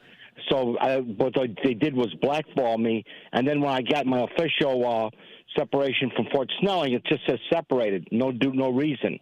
Well, I could fight this thing. I mean, I was a reservist, as you know, and I got various other honorable discharges. It would only affect me if I was going for a job, but then, I have other discharges that wouldn't affect me. Yeah. And then, it just wasn't worth the time and effort. I was already in my 50s, let it go. I just want to say that you got to be very careful with these things. It was unfortunate that it happened with you, what happened with me. Yeah, they offer you the retirement option, but then they kind of blackball you that you can't come back in. So, if you're coded wrong, all right? So I had a connection in the Guard to make sure that I called them up and I says, am I coded right to come back in? All right, so you had that wrong code where they wouldn't let you back in. But the thing is, all right, so this is a thing, all right, so I sent my paperwork up, not to judges, right? They call it the Army Board of Corrections. It's sort of a, it's like a jury, all right? Oh, yeah. But so when we're talking about judicial overreach and judicial accountability, here's the thing with the Army Board of Corrections. So some guy gives you a bad OE officer evaluation report, and he has no basis in fact to do that, all right? Oh, yeah. And it goes to the Army Board of Corrections, and they find in your favor that he shouldn't have done that. Now, they are mandated. They have no choice now but to put a permanent letter of reprimand into that officer's file, which means that's the end of his career right there, because he abused the rating system, all right, for a personal vendetta. And so same thing, Larry, all right, like I put it in and it goes to lieutenant colonels, right?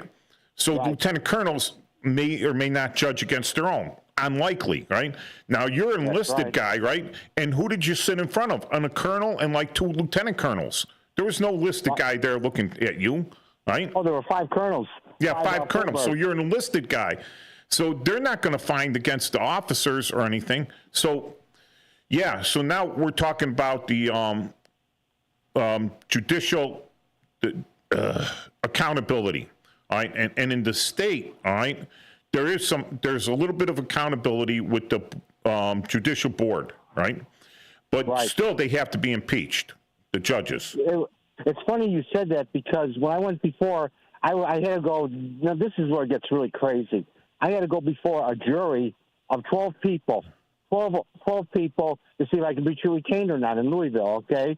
Yes. 9 officers and 3 enlisted. We complained it wasn't fair. So do you know what they said? They compromised?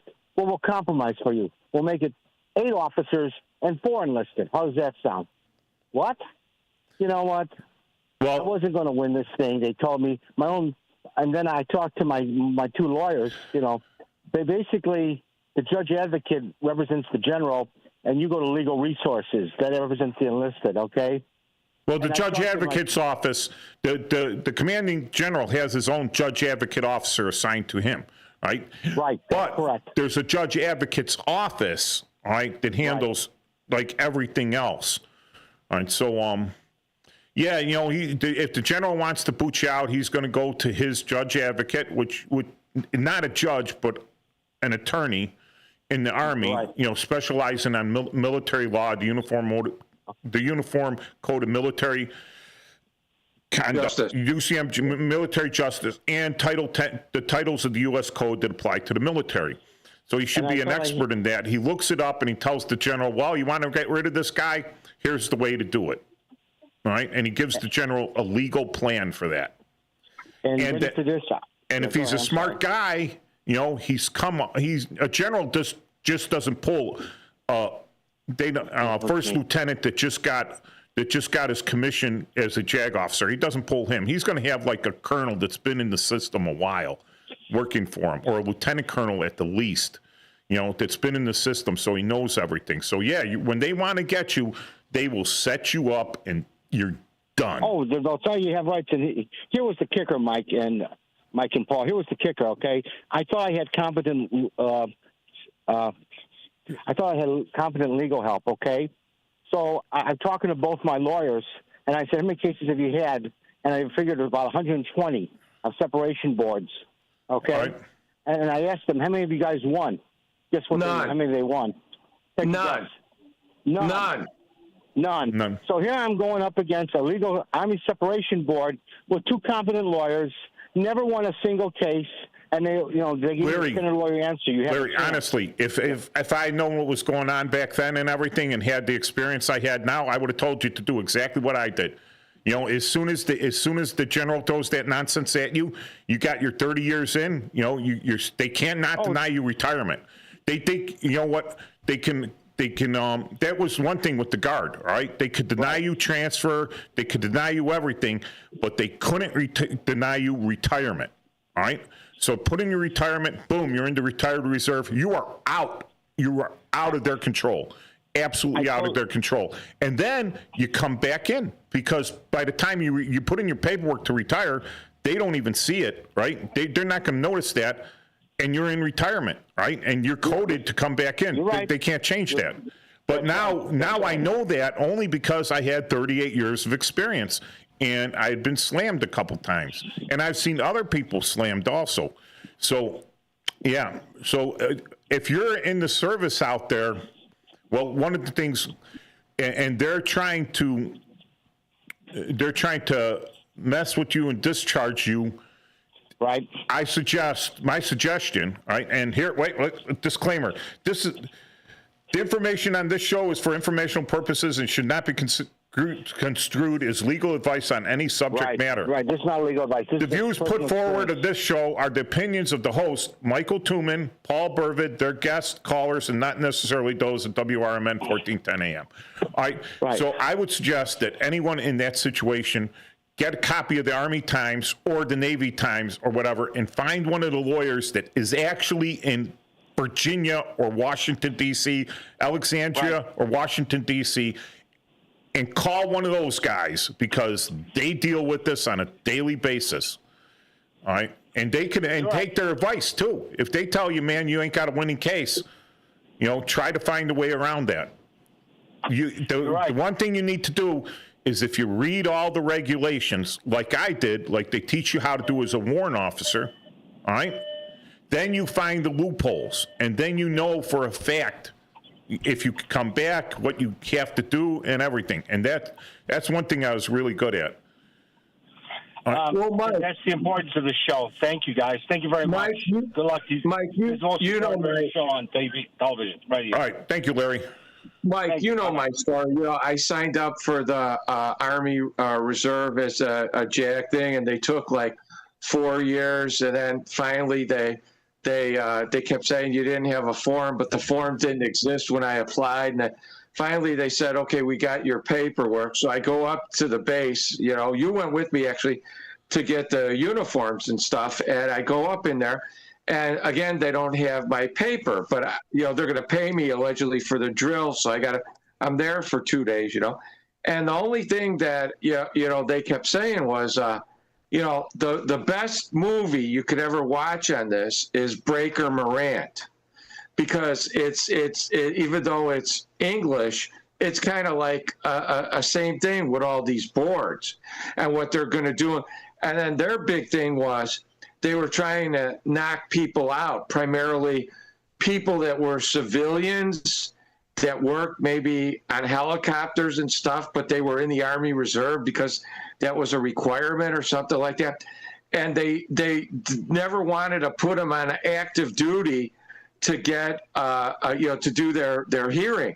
So they waited, and they had to do them at night at like office buildings that they had to do this, and it's just it just doesn't seem like the right way to do things, Yeah. So we're going to break. When we come back, we'll continue on this train of thought. All right, we've kind of vectored off to a military thing because this is a veterans talk-out show. And we'll finish up. We'll continue on with that.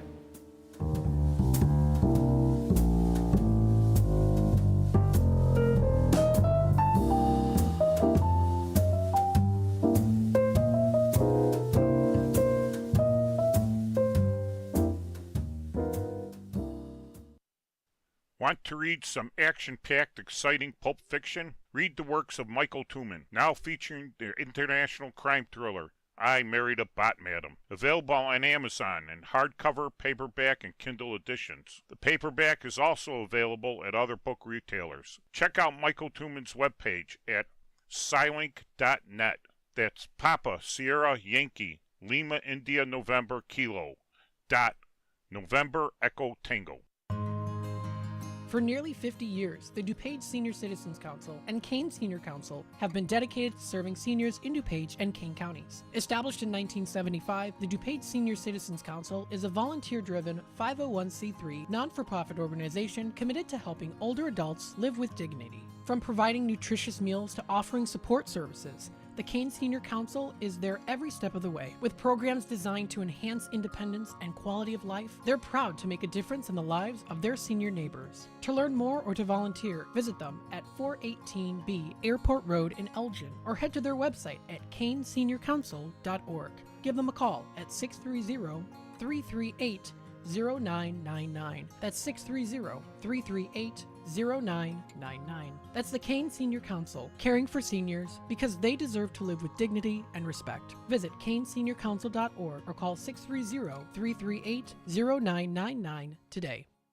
If you turned 65 recently like me, it's important you find a Medicare Advantage plan that gives you the coverage you're looking for. But finding one can be difficult. The best thing I did, and I suggest you do the same, is call a licensed insurance agent and let them walk you through your Medicare Advantage plan options. There are so many benefits you have access to, so make the call now and let the representatives explain everything to you. Our licensed insurance agents can offer you a variety of Medicare Advantage plans. Plus, the call is free, the information is free, and there's no obligation to enroll. We're here to make it easy for you to select a Medicare Advantage plan that may work for your needs. Finding a Medicare Advantage